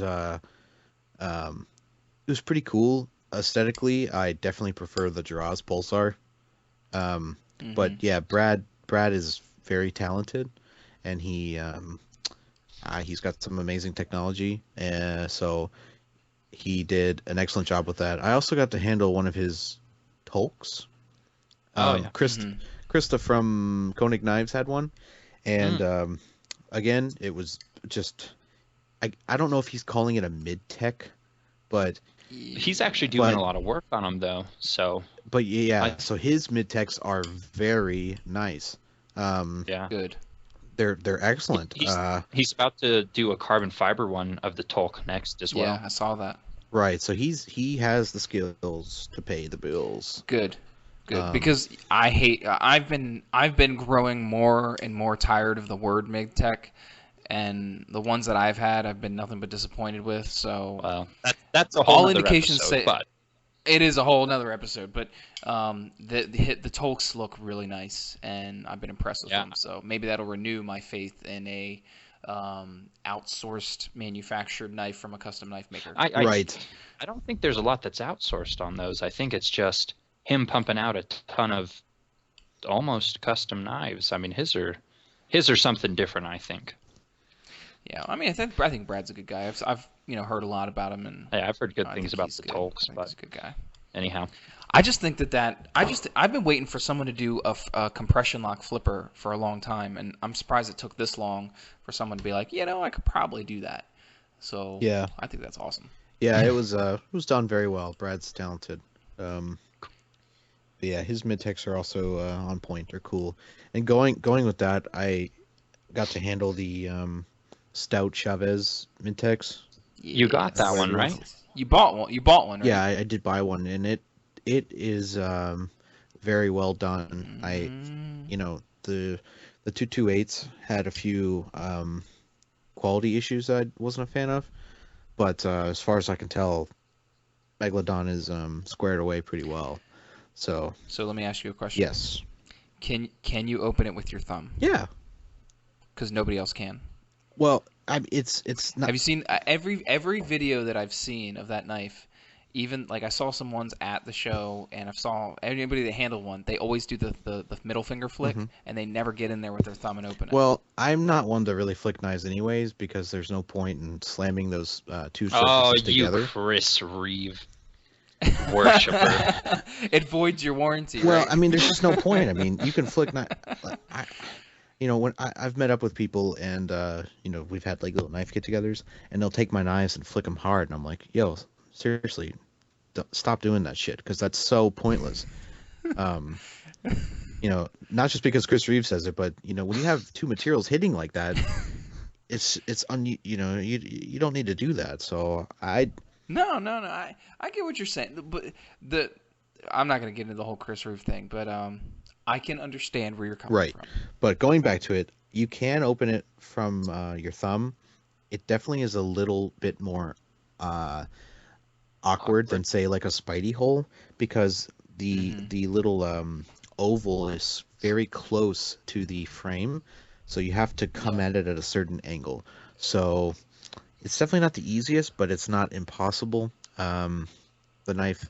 And that's the Stout thing. That's the design. That's not a knock against the knife. That's just the way it's designed. Right. But yeah, it's a pretty cool design. They were really popular. I think he had like 75 of them there or something like that. Wow. When they were like what, four? Were they like in the 450-ish? fours or? They were. I paid $475 for mine. Oh, okay. And now they're going for 600 on Yep. Yeah, Instagram, like anything, wherever you if it's look. hot, people are going to Yeah. sell it for more. So, but yeah, I don't want to just change direction really quick here, but Go for it. Why not? Keybar had a setup. I don't know if anyone is interested in that kind of stuff, but there was tons of Keybars, just really impressive ones, and he has a Chavez blade. Mm-hmm. And this other fella, I don't know his name, has another blade actually that fits in, but it's got its own housing, and it's way, in my opinion, it's actually way better than the Chavez one, and it was really cool. So, if you're really not into just key kind of stuff or like EDC gear besides knives, well, now there are knives that fit really well into key bars. So, check it out. It's pretty cool. And Mike is one of the nicest dudes there. Yeah. So that was great. I don't have one of those. I don't have a key bar. I've been kind of like eyeballing them, but to me, I gotta like. I think it's great that like this guy's just kind of said, why don't there's got to be a better way to carry your keys, and he's built this whole company out of that simple, just making these little, little gadgets that hold your keys, and he's created this whole company out of it. I think it's great. I don't have one just because I don't. I mean, I've looked at a few and I'm like, yeah, that's cool, but I just never actually pulled the trigger on one. But it's awesome that like not only did he create this this gadget that just holds your keys, he's built this whole industry around it, and now you've got people making accessories for the key bar. So now you've got people who are building businesses, or at least contributing products to a niche. Yeah, it's really kind of neat. It's like a niche within a niche. It's really interesting. Right. Cool. I've got mine in pieces in front of me. I haven't put it together yet. But yeah, Mike is really cool about it. There was lots of different attachments some that he makes. There's flash drives. There's other like little Bottle openers. bottle opener things, and then there's people that make stuff for it, like different clips. There was a couple different blades there. The Chavez one and this other guy's knife. So that's really neat. And by the way, Nick, I have a couple Knife Thursday ones. Key bars if you want to buy them. So just hit me up that. That was a plug, but yeah, a little bit. But yeah, their booth was really cool, and Mike's really nice. Totally, he's friendly. Talked to everyone that he could possibly see. Anybody that came up, he gave them the full demonstration. So yeah, I'm happy for his continued success. So and he had a big ass booth too. Yeah, he had a pretty big one. But I mean, I'll tell you, Microtech had the biggest. Really? Bigger than Bussy? Bigger than Bussy? We were thinking the same thing. I think it was like Knifeworks had a pretty big space, but as far as like a company like Microtech, they essentially built a house in their plot. They had 4 plots, which made one massive plot, and they put up walls with doors and all this crazy stuff. So they had a lot of space. Quite a few people went there, and they always do this special thing at Microtech where it's like the start of the show. They have like sprint deals. They'll have like 100 out the front, and they'll sell them for like $100. Yeah. And there was a massive line. So people trying to get in on that, but yeah, I was trying to convince who was it, like Chris Rock 690 on Instagram. He had one. I'm like, dude, where's mine? He was like, there's 2. I'm like, yeah, where's mine? He didn't have one for me. Mm-hmm. yeah. Yeah, But Chris yeah, Rock so- 690. I'll remember that, buddy. I will remember. Oh. Hey, Richard, do you still have those Knife Thursday dog tags? Do you still have those things? Well, we get them, and they pretty much sell as fast as possible. I actually got 5 from Chris when I was at Blade, but it's actually really cool. Thanks for reminding me. I gave all 5 of those to Jesse Jurass, and he's going to modify them. Nice. There you go. So That's cool. if you're interested in Jesse Jurass stuff at Knife Thursday. There's going to be 5 of those available sometime soon, and I'm kind of jealous. I'm sure he's going to do an excellent job. So it's going to be cool. I've got one of the like OG Knife Thursday dog tags. It's like all like rough finished. Yeah, like, yeah. It's like one of the very first. Yeah, ones. the original ones were, the point on it is really sharp. Yes, it's very pointy. I have one as well. So yeah, those were all made by Jack, who is out of country right now. But we're gonna have some more coming in. I don't want to flood it with KT stuff, but we're gonna have some more coming in that are gonna be titanium, and they're gonna be about double the thickness of the one you have in your hand or wherever it is. Right, so we're working on that, and then we're looking to maybe work with different materials like copper, and stuff. If people want it, then we're gonna make them. So. Well, I actually, not to downplay your plug, but I actually took it off my keychain. I had it on there for the longest time, but I took it off when I got the this little dangler thing. God, what's it called? Pangea design. Okay. It's a little dangler, and it's got a bottle opener on it. And with the Knife Thursday dog tag, it was like rattling too much, so I took the Knife Thursday dog tag. Yeah, that's fine. We're just no longer friends. I'll talk to you later. He meant to tell you that he framed it on the wall. Oh, okay, that's good. No. I actually lit it on. I heated it up and I branded myself. Oh. So it's permanently affixed to my thigh. What? It's on his butt cheek. Don't let him lie to you. That is an excellent idea. Seriously, do you think it would actually put Richard, KT? No, that's a terrible idea. Hey, Wow. You need to do a challenge. Whoever gets a tattoo of the Knife Thursday dog tag gets a free dog tag. Go. Richard's gonna. Please be feel first. free to tattoo yourself with Knife Thursday, but if you brand yourself and get hurt, we are not responsible. We are not advocating that at we all. cannot be held reliable. I believe that. that either. Yeah, but yeah. So more will be coming. I have been modifying quite a bit of them, and I don't know anything about working with metal, anodizing, working with machines, but this has been really fun working with them. So I've had an absolute blast, and I'm really excited to try some new materials. So I really like that. Do you think the Keybar guy? You think he'll ever make like a knife? You think he'll get into that? I'm not sure. Like a full-on like knife. Yeah. Why not? I mean, because he'd have to retool everything. He's probably investing in right now. All of his investment is geared towards making more key bars and more accessories, and so he would probably have to go buy completely new equipment and retool. And the longer it goes on, I'm sure the more specific and the better he's going to get at making accessories. EDC type stuff, and so it would be a whole 360 for him to move into knives. So yeah, I don't know if he will, but I know he's very busy and has a hard time keeping up with demand. So it's a good problem to have. Yeah, it's a good problem to have. So he's doing well, and he does a lot of collaborations with people. Yeah. There was some superconductor ones there that some guy made. Fin custom knives. Yeah. So he's really open to working with people on that. So he's plenty busy. But I have no idea. I'm not sure if he's into that kind of thing or not. Cool. Well, we should probably shift gears and head into the awards for the Blade Show before we get too deep into the 2-hour mark.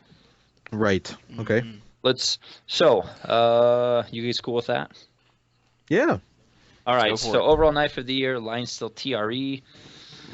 Richard, you said you're a little surprised. The full tie ones are awesome. The G10 ones not as much, but cool knife, innovative. I really like the machining. I'm probably gonna get one of these. But yeah. So yeah, I'm disappointed to hear that the G10 ones aren't as nice, because honestly I was looking at that one because I'm not going to remove the flipper. I was hoping that those would be quality wise on par. I'm kind of disappointed that they're not from your right. And I don't want to just take a big dump on them, but from my experience, I did not find that they were equal.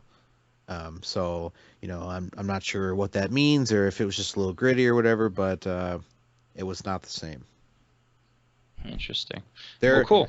I handled Well, one of their SR1s for the first time, and that was like just awesome. So Ooh, did you handle the new DPX Hest, the all tie one with the bearings? yeah, DPX has a really great relationship with Knife Thursday, so Hmm.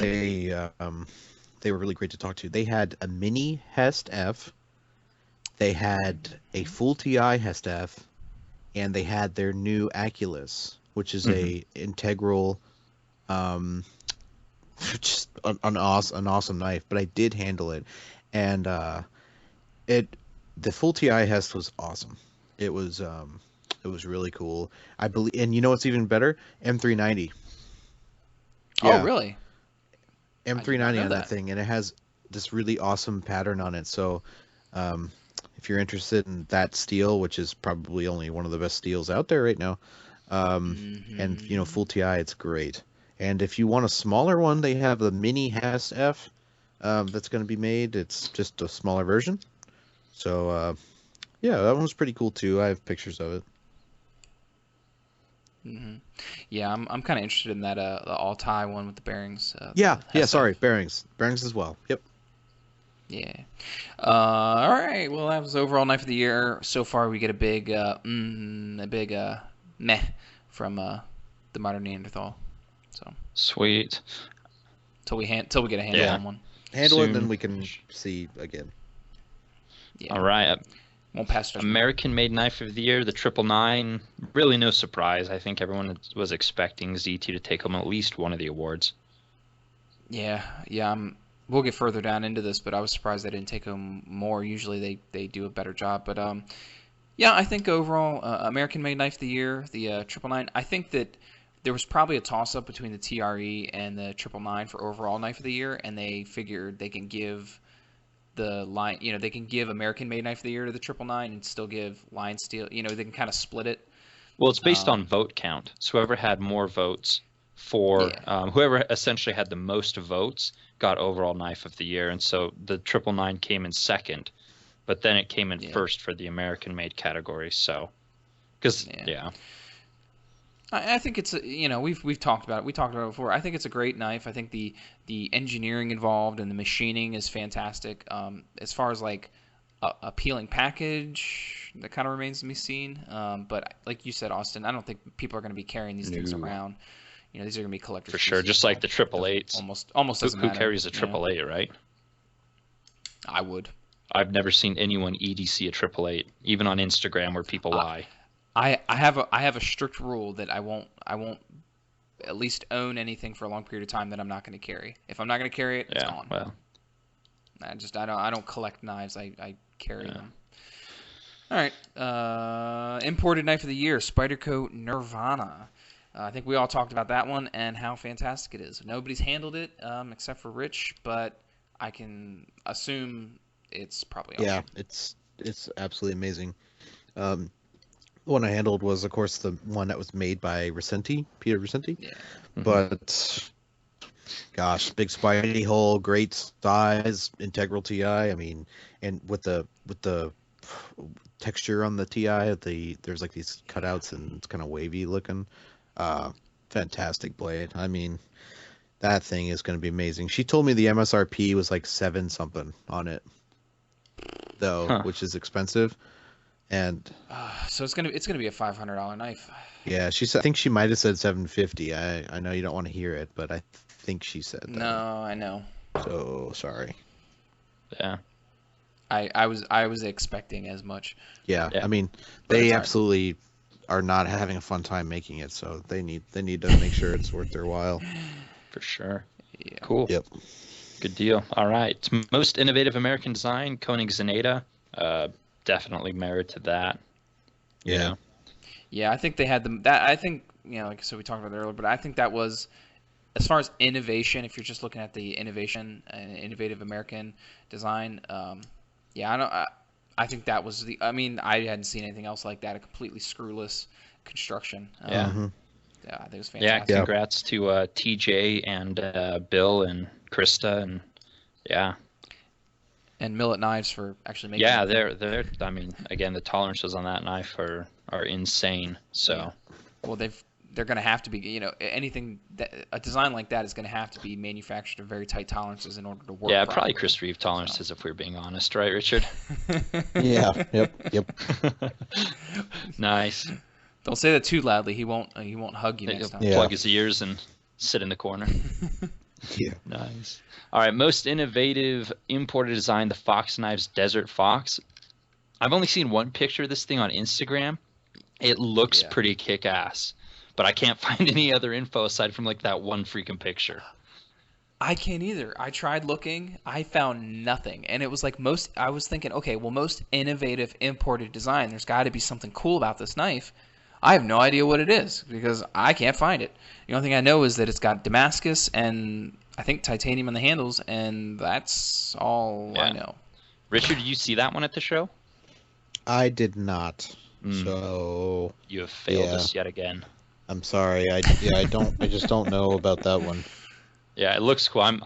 That'll be one that I would love to get my hands on, just to, well, one, to see what the hell it's all about, but two, the design looked really sweet. So anyhow, yeah, I guess that's all the info we have on it. So best buy of the year, Spyderco Bird Knife, Cara 2. Yeah, probably a good little knife, you know. Well, you know, it's funny. I saw watching the video that they put together from Blade HQ. They had the titanium Cara 2 with 8CR 13 MOV steel and titanium handles, and it was $100. Yeah. It's kind of interesting that you take the time and you put a premium handle material with kind of a very entry level blade steel. You know, there's nothing for my use, like 8CR 13 MOV performed just as well as VG10 for me, but it's still not. Neither of those two are steels I'm going to actively seek, if that makes sense. So I don't know. I mean, I don't really know who that's going to appeal to, like which market that's going to appeal to. Yeah. I don't see the point in putting titanium on the handles. I think that was a silly move. But I think the Best Buy of the year probably didn't go to that one. It probably went to the FRN one, which I think, the FRN one I think is like a street price, like $20, which is a pretty good deal. Yeah. I don't know. I mean, the Best Buy of the year category is always a weird one for me because it always feels like it's just like whatever the cheapest one is at the time that's of decent quality. Obviously, you know, that's not an enthusiast knife, so I don't think there's a lot of jazz to be, you know, had in that category. Yeah, well, it's not an enthusiast. It's also not an entry-level knife either. It's like in this weird category. Right. And you could get a freaking Para 2 with S30V for what, like $10 more. So you know, I wouldn't ever direct someone towards that knife. You know. Heck no. Anyways, that's not even part of the best anything, that titanium version, but cool. Yeah, Spyderco. Yeah, Best Buy works for me. I'm happy to recommend Spyderco to people for the most part. Yeah. Kitchen knife of the year. I'll be honest with you. I've been wanting to like upgrade my kitchen knives for like the longest time because of the cheap, you know, Walmart set. And when I go to do it, I'm probably going to look towards the Kai stuff, the Shun line. Just seems like they have the best, you know, kind of, you know, budget-friendly like kitchen knives. I don't know anything about this. The winner of a kitchen knife of the year was actually the Kai USA Shun limited edition chef's knife. So it looks like Shun is getting into the LE game. I don't know anything about it. I didn't even Google it. I'm going to be honest. Nope. If Richard, how about you? You got kitchen knife experience that we don't know about? I really don't. No. I saw one.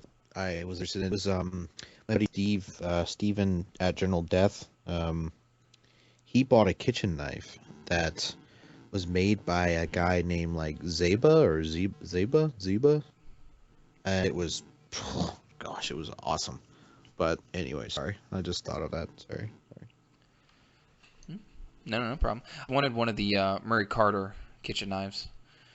Those look amazing. Yeah. Sweet. Yeah. Yeah. I mean, the problem is I'd have to give up pocket knife money to buy kitchen knives, and I know which one I play with more, and it's not kitchen knives. Right. Even though I use kitchen knives more than probably my pocket. But that is... Well, I use my pocket knives for kitchen knives all the time. Obviously, you can't do like, really thin, slicing and things like that. But like for general like kitchen prep, I mean, it'll cut a piece of chicken. Just a ZT or a Spyderco or whatever else it is, will cut a piece of chicken in half just fine. Yeah. So. Cool. All right. Investor/collector knife of the year goes to the ProTech Warensky Ultimate Godfather. I didn't even look. I don't know anything about this one either. I'm sure it's some ProTech Godfather that's all like inlaid and premium materials, but again, it's another auto that probably is not going to get much service. So yeah. Yep. Okay. Cool. Anything else? I guess we're moving on. All right. So knife collaboration of the year is actually a tomahawk. Yeah, this one I had. I was kind of thrown off by this one. So it's RMJ Tactical and Bawidaman. Sure. Blades. So like I don't really understand this. RMJ Tactical, they do tomahawks and things like that. They're in in the upper echelon of pricing and as far as tomahawks go. And I looked up this Bawidaman. I'm probably butchering this name. Obviously I looked them up on their website. They're completely sold out. But they're about $550 for this tomahawk. I don't know. I just don't get into. I mean, it's the same way that I don't really, get into Emersons or things like that. I don't really get into these tomahawks. I mean, they're cool, like in the, kind of ninja sense, but $550 for a piece of metal that's kind of shaped a little bit and put some handle scales put on. I just don't get into it. Yeah, I have no use for tomahawks, unfortunately. So obviously I'm not gonna buy one if I can't carry it or use it. I mean, I'd like to get one at some point and like throw it in my car, for like an emergency situation, but I just haven't. It's on that list of things that I would like to kind of spend money on at some point, but I haven't. Yeah, and if you're gonna do that, you're gonna buy like probably $100. Oh yeah. Yeah, if someone breaks, you're not going to spend $550. I don't want to lose a $500 tomahawk. Yeah. So, yeah. Yep. Anyway, sorry. What about you, Richard? Any tomahawk thoughts? I wouldn't really carry tomahawk, but Andrew Demko makes a pretty cool tomahawk. Does he really? Yeah, he does. They're pretty wicked. So if you're into tomahawks, check it out. Of course, you're gonna plug your boy. That's kind of neat. Yeah, I just looked it up. Yeah, I like that longer handle. He throws them on his Instagram. So does he really? Yeah, he throws quite a few of them actually. He's pretty good at it. But collaboration of the year, I don't know. I kind of expected this to go to somebody like ZT for like the like an RJ collab, which I think the 0600 won collaboration of the year when it came out in I think 2013 or 2012. Well, so I was kind of surprised to see that nothing like that one. Maybe I'm naive, but I'm surprised it went to a tomahawk for a knife collaboration. Yeah. I don't know. Yeah, maybe I haven't followed these for long enough, but it's not a knife collaboration of the year necessarily. Yeah, that's a good point actually. So yeah. So all right. Well, so I'd like to manufacturing. I would like to introduce the next one if that's all right.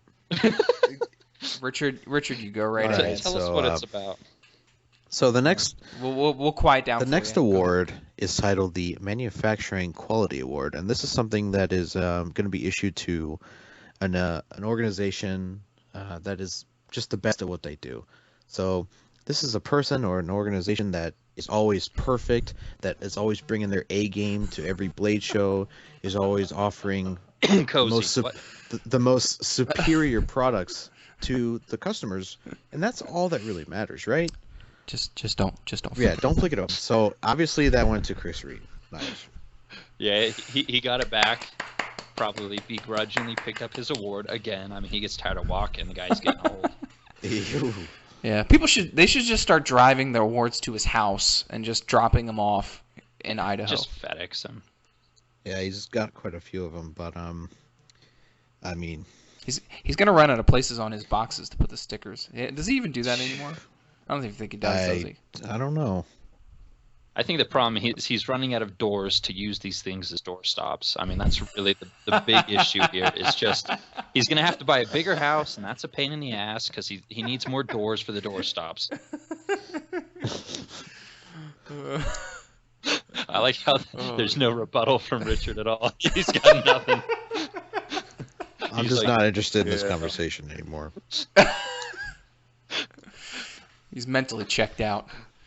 Accessory of the year. We're just going to move right along and just completely cruise past it. Accessory of the year is a Wicked Edge Generation 3 Pro. I didn't know there was a Gen 3 Pro. I didn't know there was a new one. But cool. Wicked Edge obviously gets a lot of attention. Put pretty good edges on stuff. So yeah, it's expensive. The new ones, I don't know if it's considered the old one. It's the Pro Pack 1. And they have like all these new arms now that look better, but I don't know. I think the older ones do just fine. So, and the arms are not cheap because I've got a older version by now, and if you just want to upgrade the arms, dude, those are not inexpensive at all. Yeah. So, anyways, well, good for Wicked Edge. Wicked Edge is like it's like the. I mean, I'm sure the new one is great, but it's like they've got to come out with a new one just to sell you the new one. Yep, just like an iPhone. Yep, you're right. Yeah. Oh my gosh, if you go out and buy every new iteration of the Wicked Edge, I guarantee you don't know how to use the damn thing. Yeah. Yeah. So I'm sorry, Richard. Your sharpening system is now antiquated, and you've got to upgrade, or else you won't be with the time. Yeah, that's not going to happen. So.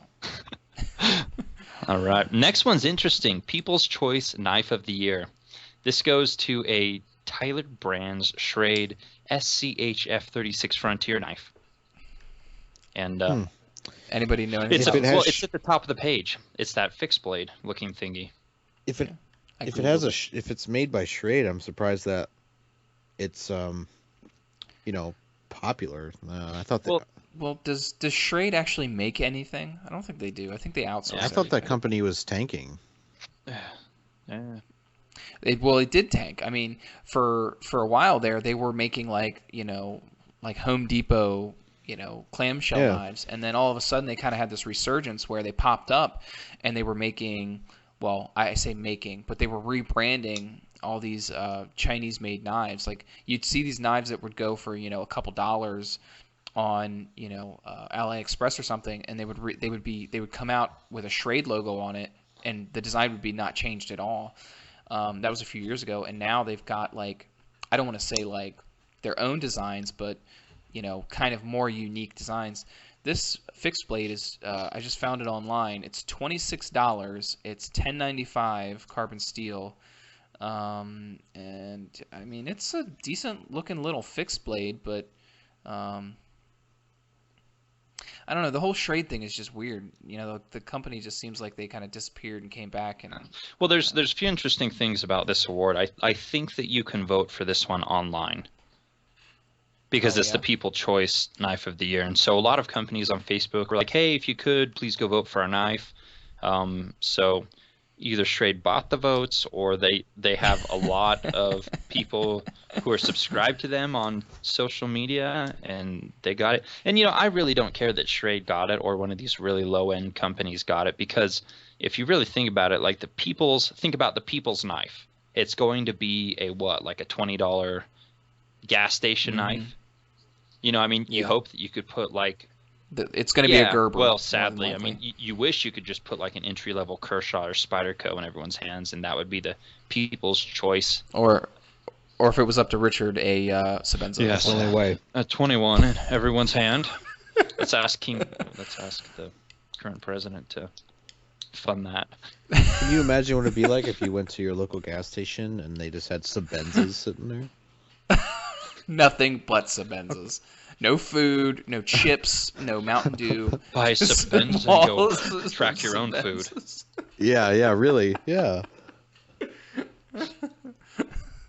Not a nums on, just Sebenza 21s. All over the place. Yeah. Oh, so God. anyways, Okay. it's a trade. I'm not excited about it, but I kind of get the fact that I think a people's choice knife award should be essentially an entry level knife. Like it should kind of go hand in hand with like the best buy of the year, essentially, in my opinion. Yeah. Anyways, Makes that's sense. my viewpoint. I mean, it's always going to be who can leverage the most social media votes types of things. And I tried to go through and like vote on one person's. It was kind of a pain in the ass, to be honest. I don't remember why, but I think you had to like sign in with like, I don't know, Facebook and then fill out a thing. And I don't know, it seemed like a pain in the ass. So I just didn't do it. Yeah, they're probably using one of those like, survey taking Something. services or something. So, next one. Industry Achievement Award, Shepherd Heels Cutlery. Have you guys ever heard of them? Nope. That's case knives. Oh. Interesting. I believe so. I wonder what the achievement was for then. I was going to say the same thing. I have no idea. This is good. I don't know what the actual award is, but... hopefully it was well I merited. don't know. I'm sure it was. All right. Well, let's jump to the next one then. Publishers Award, Elephant Protection Association. I have no idea what the hell any of that means. Is that like? Is this like a weird like throwback, like the whole ivory thing? It's like the knife industry doesn't support ivory in our knives. It's gotta be. Yeah. I mean, okay. So it's gotta be that. So I just Googled it. It says ivory bust at Pier Antique Show. So like they're like happy that they busted some people with some ivory. Well, if you give them an award, maybe they will not show up and try to bust people a blade. Maybe that's what it is. Maybe they're like, you guys are great. Just don't come bust our knives. You know. You remember? I remember. Knife Ship Free had some knives made with ivory. Weren't there like, it was like mega threads that popped up on the ethical issues of it? Oh, I mean, there's tons of ethical issues on it. I'm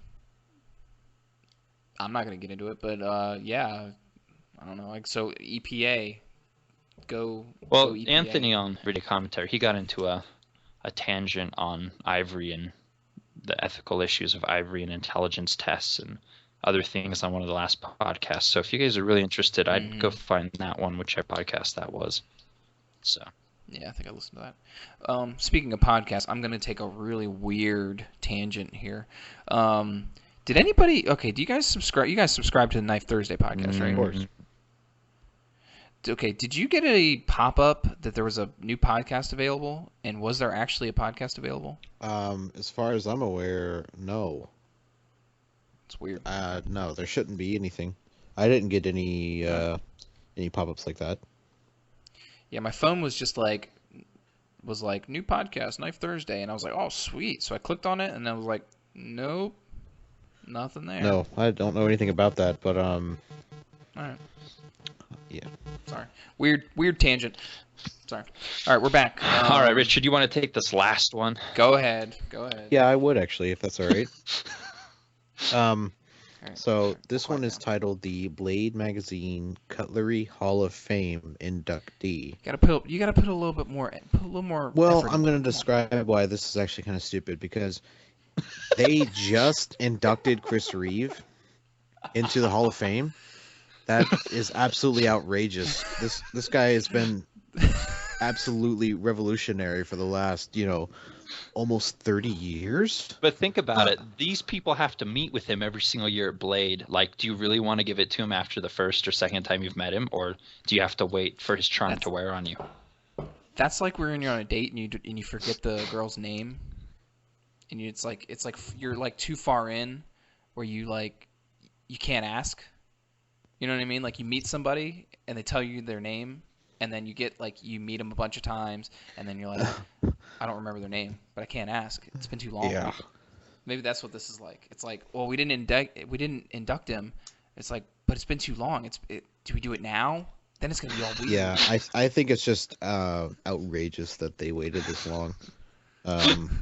So everything about Blade was great. It's great that they finally did it, but very disappointed that it took that long to induct essentially a Shame on you, Blade Yeah. Show. Shame on Blade Magazine from for Richard. taking this long to induct Chris Reeve. Xmachiavelli says you guys screwed up and should have done it sooner. Yeah. Oh, yeah. Please tell me how I'm wrong. I'd love to hear it. And by the way, if anybody else has any problems with what I said, please just contact me because I'd love to talk about it. I'm not really going to talk about it with them. I'm just going to block them. I was like, is he serious? Does he really want? No. That's great. So that wraps up the production stuff for the Knife of the Year award winners. But it's funny because they have a whole nother list of like custom knife awards that I don't think we should go down because then we'd be here for another hour. But I do want to highlight a couple things. Me too. Most innovative design went to Gustavo. How do you say his last name? I think so. Anyway, I'm betting it's for that flipper tab. I think that's really cool. I mean, as somebody who likes, and Richard, you could probably agree with me, like kind of a more streamlined look, to have a flipper like on top that kind of retracts back in is pretty cool. I think that's pretty neat. Oh, wait. Are you talking about the thing? It's The on his GTC. airborne model. Oh, I saw a knife that Biking Sean had called it was by Lee Williams. Do you know this? Anyone? I'm pretty sure it was- which model? I know Lee Williams. I have no idea. This flipper tab was a separate piece. It wasn't attached to. It wasn't part of the blade, and it disappeared once the blade was opened. Well, that might be similar. Because I think Lee Williams did some early stuff with that, where he had some different design. But it looks like he does do some stuff with GTC. Yeah. But so like the flipper tab is attached to the knife, but it's like spring loaded.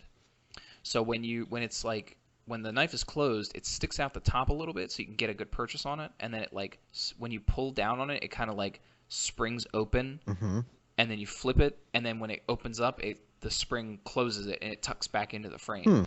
So you can't Interesting. see it. I don't know if Lee Williams did it or not, but GTC is the one that originated Interesting. that. Yeah, it's cool. I just wonder, hopefully that spring lasts a while, that pulls it back in essentially. I mean, it's a really cool feature. I hope that one of the production companies actually pick that up and put that on production, because there's no way I'm forking out the money for a GTC with one of those. They are way out of my comfort zone.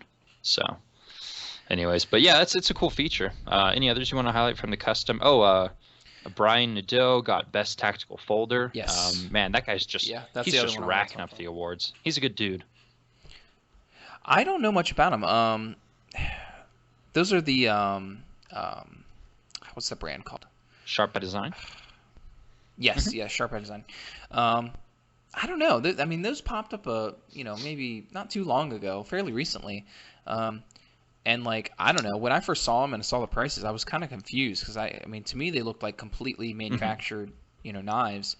Maybe you guys can correct me. Well, Are these the Typhoons? Yeah, the Typhoons. Yeah. I talked to that guy. He was very friendly. Yeah, I had a Typhoon, and Yeah, I've talked to Brian. He had this like crazy machining patterns done on his Typhoons that were just amazing. And he showed me something else. It was he didn't have a detent ball on his. That's the detent shoe. Yeah, it's just this piece of metal that it's like milled out. It's So like a little actually- nub. It's like a triangle-shaped nub with rounded edges, essentially. Right. It was weird. pretty neat actually. He Yeah. was really cool to talk to. Yeah, interesting guy. But he essentially has a CNC machine in his garage, and he makes custom knives that way. And the Typhoon that I had was the most perfect knife in terms of fit and finish, tolerances, and details that I've ever owned. It was absolutely flawless, in my opinion. And he said there were problems with every single knife that went out, but I could not find one. I think he's just hypercritical of his work, but yeah, he's a really innovative guy. He's racked up. I think this is his third award. He got Best New Maker, I think at Blade last year, and at the USN Gathering. And then he got Best Tactical Folder this year. And I might be missing another award in there as well. But then he just also got his Typhoon on like Blades of the World or some new book or something along those lines. But yeah, really, I think he's an innovative maker, good guy. Yeah, he does some really interesting stuff, and he's got the field grades, and plus he's working on the new models. So he's cool. He'll be a cool one to follow if anyone's not following him currently. So yeah. They're interesting. I don't know. I'm in the wait and see kind of thing because I don't know. I just like the lines of the knife look nice, but I'm not a huge fan of the milling and the anodizing and the fancy patterns that he puts on the handles. I don't know. I'm just not. They're a fan. exceptional, but I think one of the things was like I was kind of scared to carry that knife a little bit because it was so attractive. You know, I was really scared about messing it up, but I mean that knife is rock solid. The field grades are much more. They look a lot nicer to me. I would probably. I think people have been carrying the field grades a bit more and really kind of using those more. But the full custom Typhoons, again, mine was beautiful. It was perfect. But yeah, really cool maker to follow. It'll be interesting to see what he does with his new model. He's machined it in such a way that he can do more inlays and really diverse. It's basically a toned down version. He's not doing kind of as ornate as the Typhoon was.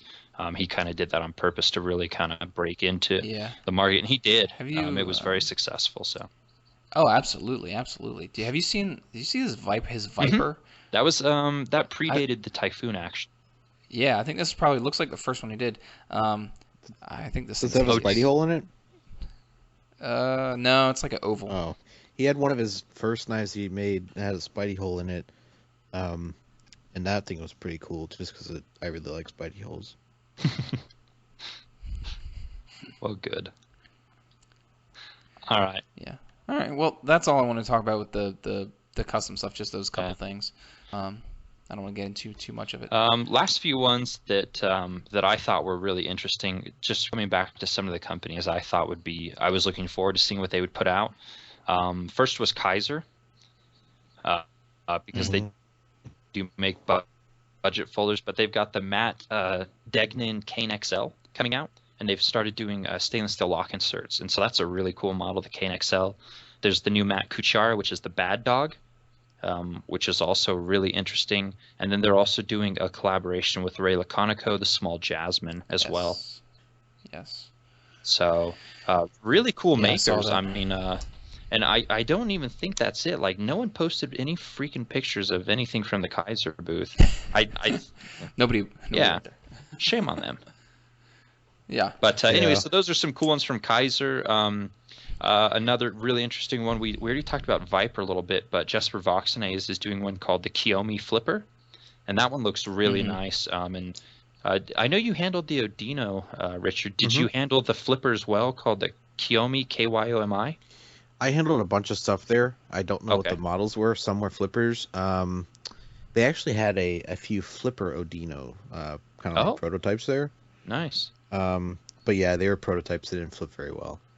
You know, the Odino had an interesting handle shape. It didn't work well with my extra large hands, but it was a really well made knife. It was really nice. I think they produced some really quality stuff. I really like the carbon fiber one, and the guys at Viper, they had there's like this backspacer, or not a backspacer. Well, yeah, it's a backspacer, and it's also part of the paracord hole, I guess you want to call it. And they had some few different ideas about, you know, changing that up, and they were asking us for our opinions on it, and they were, you know, open to hear what we had to say about it. So I was really excited about an Odino, and they're pretty affordable. Yeah, sub 200. Yeah, so that, you know, I was pretty tempted to just pick one up. You know, I didn't really buy much there. But that was definitely a knife that really surprised me once I got it in hand. Cool. So, anyways, that's one that I'm looking forward to. The Kiyomi and the Odino was very popular. Like, as far as my videos go, like that one got a shit ton of views.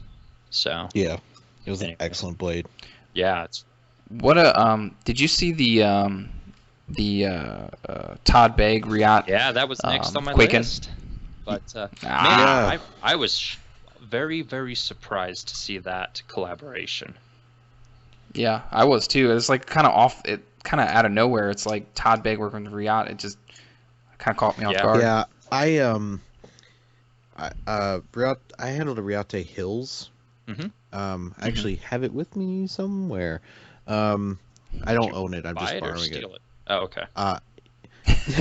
Yeah, I just borrowed it from a friend. But that knife is superb. I think brand new. You can get it at Blade HQ or something like that for like $170. 190. Oh, okay, but well, okay, that's still pretty good. But you're talking about bearings, S35, full TI. You have a stainless steel insert, and it's a really nice design. It had some pretty cool machining on the handles. Excellent blade, and excellent then ergonomics too. Yeah, that knife is just awesome. I handled a I think it's called DB9 Tanto, like it's whatever. It's a big, huge... District 9B. Yeah, that thing was a piece of shit. But no, it was well made. It just wasn't your cup of tea. Okay, it was well made, but yeah, it was terrible design. They should kill that project. I didn't like Hills was again.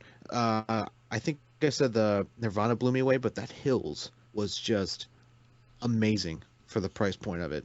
You cannot deny the fact that it is awesome. And a lot of people are like, "Oh, it's Chinese. It's we love freedom." Well, you're stupid if you say that that's not an excellent knife, because it is amazing. And so Todd Begg's not going to go do business with them if they're not awesome. Okay. Yeah. So the design like I've seen enough from Riate to know that their manufacturing is amazing. And I think that this Quaken's really cool looking. I like their custom Quakens much more than any of their other stuff. I love a good Quaken. I love that straight kind of, design, almost like, Asian inspired shape. I don't know. The more we kind of get into it, and I've had a lot of thoughts about it since we did the first podcast on imported knives, but like the only concern that I have is we're creeping up in price ever steadily. We're getting pricier and pricier and pricier, and the Hills is $190. Well, at $190, the dealer's making money and the manufacturer's making money. So at $445, it's like, well, I don't know how much more, and I don't want to say that they're a ripoff, but I don't know. I feel like if we're gonna go to well, the Begg, I don't know, if we're gonna import the knife, then I feel like we should be getting a little bit more for our money. Maybe I don't know. Maybe that's not a complete thought, but it's just something that's kind of well. The interesting thing is, I mean, you have to look at Begg's pricing. I mean, to him, $445, he probably spends that on lunch, right? I mean, his knives are like what, like over $1,000 for basically production knives, aren't they? And they sell, right? So to him, $445, like he's probably feels like he's giving them away, right? So if you look at it in terms of the Begg pricing structure, like. You know what I mean? Like you have to take that into account. The problem is the people who like Begg knives. I mean, are they going to look at this and be like, "Oh, look, there's a Begg I can finally like beat the crap out of"? I mean, to me, $445 for this knife, it feels like a lot of money. Maybe when I get one in hand, I'll be blown away because the early reports from people at Blade were pretty happy with it. But there's no question the machining on that thing is pretty complex. Like they basically took a slab of tie.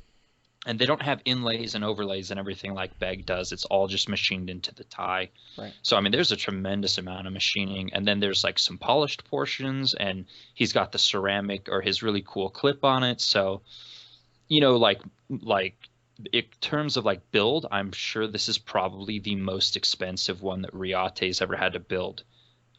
So they send that over. And then you get Todd Begg, who needs to put his profit margin on top of that. So I mean, there's really not going to be, you know what I mean? Now the question is going to be, are they going to plummet on the secondary? which is Right, probably right. what I anticipate they will. I don't think they'll hold their value on the secondary market unless it's a very limited supply, like ultra limited, like numbered. This is how many are coming. This is all there is. Here's your number out of the 200 or whatever, you know. But if it's just kind of an open manufacturing thing, then I mean the prices are going to take a hit. Yeah, I'd agree And with you on that. we've already, again, you know, I really like Riate. They've got the Valkyrie coming up with Faisal Yamin. They've done 3. They're coming up on their 3rd collaboration with Liang Ma, but the Liang Ma ones have taken a pretty big hit on the secondary, probably like $100 hit. You know. Yeah. Yeah, well, I think those things are too expensive. I mean, you're talking about $350 for you're talking about machine time. You can justify some of the cost on this Begg knife with, you know, machine time. There's not a lot of machining that goes into that Leon Mong design. I mean, I'm sure it's executed very well, but is it executed, you know, $150 more than the Hills? You know what I mean? It just seems a little out. I don't know. At some point as consumers, we have to kind of say, I don't know. But see, it's tough because it's not all about, you know, value for your dollar. It's not about with materials knives, you know, used. you know, there's a lot of I don't. non-material value. Yeah, I don't. You know, again, I really like Liang Ma's designs, but I don't think that the knives were impressive enough that people felt like 350 was worth it. And that's not my opinion. That's just like what the prices have dropped to on the secondary market. You know, money's much more honest than people are, right? But the Todd Begg one, I mean, I think there's something that's a bit more special there, even more so than like just the materials used. And it's the design, it's the allure of, I mean, even his custom Quakens, there's probably like what, less than 20 out there at all, you know? And those are his like premier show pieces, you know, like the Ooze and the Oz, you know, I mean, more so than the Bodegas or Bodega Slims or the whatever the crap the smaller one is. Yeah, I'm surprised that the TV show on History Channel didn't hurt their business more. That was awful. Did you watch that? No, I never saw an episode. Oh my God, it was just terrible. Blade Brothers, I think is what it was Richard, called. you watched it with Popcorn every week, right? What are you like I don't even know what you're talking about. Blade Brothers. So History Channel did a TV show on the Begg brothers. And it was on their shop, and they called it Blade Brothers. I think that it was called Blade Brothers. And the show, like, when it first came out, people were like, "Oh my gosh, finally a TV show for us, for the knife guys." And when it came out, it was like it was worse than Red Jacket. There's like the Red Jacket Firearms show. What's that show called? Anyway, it was worse than that, and like the amount of manufactured like drama that was in the show. Like, it was like, oh, we've got to build this like super big claw knife that's got a bunch of retractable claws, and we've got to do it in 2 days, and you know, we've got a budget of, you know, $20,000. It's like, it's just the most absurd like stuff, and had like not once did you see them manufacturing a bodega.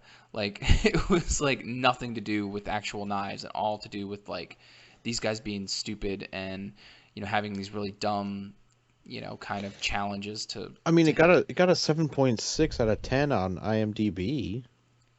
They don't know what they're talking about. Those were all the knife thieves who are like.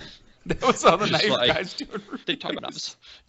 Don't. Yeah, I had never heard it, but I just looked at it online, and people said it's the fakest bullshit they've ever seen. So. Look, if you just Google it, it's on YouTube. The first episode is on YouTube. Look, watch it. It's the first episode is probably the best one, and they get worse after that. Ugh, I hope our hobby area does not fall into stupid shit like that. Can you imagine like a Chris Reeve reality show? Do it right. Oh. You are 100 of the thousandths of an inch off on this one. Throw it away. Yeah. It would be like a Hell's Kitchen, except with knives. Sounds a bit more dangerous. It'd be like, you are the worst I have ever seen. Put these two pieces of titanium between your ears. What are you? Oh my gosh. Yeah. So did you handle or go see that Riate Begg at all at the show, Richard? I did. I handled Oh, okay. A couple Why didn't custom. you say so? There's so much that happened that if you just remind me, I don't remember. I handled a couple custom bodegas. I handled field grade bodegas. Okay. I handled some limited edition field grade bodegas. I handled. I sent you a DM. Check it, Austin. The Beggs had this huge blade. I don't think it was for sale. It was Oh, don't send massive. me junk Probably pictures. It was probably one of the ones they made on. yeah, Blade it was massive. It had Oh, this wow. crazy grinds on it. I handled that, and then I handled their. I guess it was their little mid-tech thing. It wasn't for sale. But it was What'd you think? pretty. It was pretty cool. I'm not really interested in the Begg stuff. It's just too expensive. Mm-hmm. But it was well made. I also handled a bunch of Leon Ma stuff, and it was well made. Mm-hmm. So, Yeah. but yeah. Well, he doesn't actually make anything. He just designs stuff. Well, the stuff he was selling, whatever it was, Yeah. it was nice. It was just plain. Yeah. Riate made all of those as well. So, Oh, so did nice. do you feel like the Begg, this collaboration, like, did you feel like, could you see it being $440 worth? Like, do you feel that would be an acceptable value? They'll sell like crazy at 440 just because the guy's fiery hot right now. Yeah, So- That's true. But I don't know. I heard some rumors about a couple other mid-techs that Quote unquote. yeah, that I think are well, I know they're going to be real. So if you're interested in the mid-tech market, just keep your ears to the ground. There's going to be some really cool stuff coming out soon. Wait, is that all you're giving us, Richard? It's awful Yeah, ambiguous. I mean, is that it? Wait, what? That's all you're going to tell us? You're not gonna just that little tease. That's Yeah, all we that's get? it. That there's more mid-techs coming? See, There's more coming. I'm just giving you a little bit of information so you'll invite me back for more shows. Richard's like, hold your seats. I'm going to blow the roof off this bitch. There are more mid-techs coming. Brace Yeah. yourselves. That's awesome insight. Yeah, but no, That's insight you don't glean unless you go. To yeah, some of the talks with people. I mean, there's some really cool shit coming out. And a bunch of people make mid-techs and all that kind of stuff, and some are good, some are bad, and it is great money for them. But I'm pretty excited about what I heard. So, Well, give us, like, what type of makers are coming out with the mid-techs? custom makers. Okay, well, thanks. People are now unsubscribing to the Modern Neanderthal podcast. You're very cloak and dagger. So I think All it should right, be cool. I'll tell you one that I've got coming. I have the Aegis Hoplite coming, Oh yeah. Oh, and yeah. that's made by Millet Knives, who we've talked Mhm. about, which has people who used to work for Mr. Reeve. I'm sure They they're don't probably do- the best things ever. Yeah, they're probably happy campers that make really damn good knives. So I'm looking forward to that. He might Mhm. also send me a custom so I can do a really cool vid. Oh. And Wow, then cool, man. yeah, so I'm looking forward to getting my hands on that stuff. I think he's a really cool maker. He hasn't got too much attention, but anyways, Is Millet making mid-techs for Surge? Serge Pachenko? Yeah. I think so. I remember They seeing actually- that. There are several. I think there are three. Yeah. Actually, you know what? I Yeah, think you are right. the little coin claw. I think Yeah, they I made think this, so. right? That was Serge, Yeah, isn't it? yeah. So they did the coin claw. But there are essentially three kind of mid-tech makers out there. There's Millet. There is oh god, who makes all that steel? Okay. Yeah, Chad thank Nichols. you. So Chad Nichols, he also does a lot of the mid-techs like the Mosers and the Phantom Steelworks and some other ones. And then there's another company, I think Bradford might do some as well, but there's also another company I can't think of right now. But I really think that the Millet ones are actually nicer. Better machining. Not that there's anything wrong with the ones that Chad Nichols does, but they all feel the same in hand. Yeah, I mean, they're different yeah. designs, and they're good knives. They're great knives. I had a Mosier, Kendrick Mosier, Burning Horizon, wonderfully made, great. It functioned well, but it didn't. It was very flat, Yeah. And those things have taken pretty big hits in the aftermarket as well. Those things have tanked a lot. I took a huge hit when I sold it, and mine was even modified to look even more like the full custom. So. Yeah, those did not go. No, much. and yeah, again, there's nothing wrong with them, but I think Millet is kind of step above. Like on the Aegis Hoplite, they did a 3D titanium clip on it, Mhm.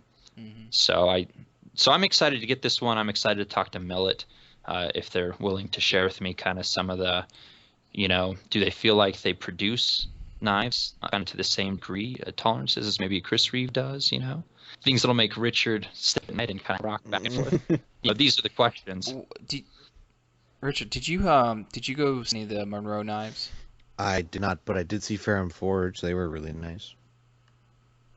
I know that's coming out of nowhere, but I just saw something that reminded me of that experience. They were really cool, and yeah. So. Yeah, there's I bring up Monroe because they've got this. They did Anthony Marfione. Yeah, the Sigil. Microtech. Oh wow. Yeah. Oh my gosh. Some of those are gorgeous. I'm not a huge Microtech guy, but this one that I'm looking at on Arizona Custom Knives, it's all carbon fiber. It's got like I don't know if this copper backspacer and hardware with an over travel stop and like a flamed tie lock bar. This thing is just amazing. Oh my god, it's like I can't even explain. No, they've done some really really sick sigils. Like Jim Skelton got one. I've seen a few other guys on Instagram post them, and man, they're beautiful. I hope that the fit and the finish is up to par. Because the sigils, Monroe, yeah.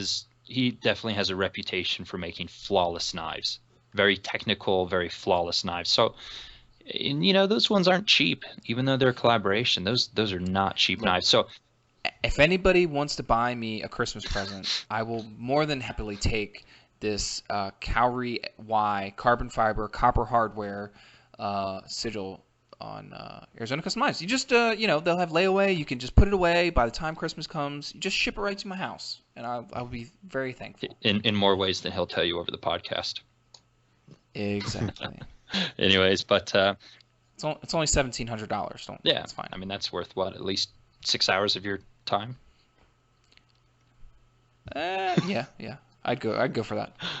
Nice. So yeah. Anyways, a lot of cool stuff at Blade. I don't know. I guess was there any last things that Richard wanted?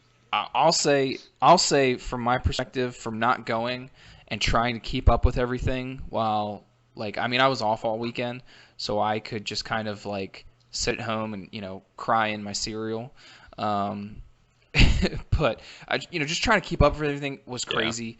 Yeah. Obviously, you can't see everything when you're not there. There's only so much that's going to get published and posted.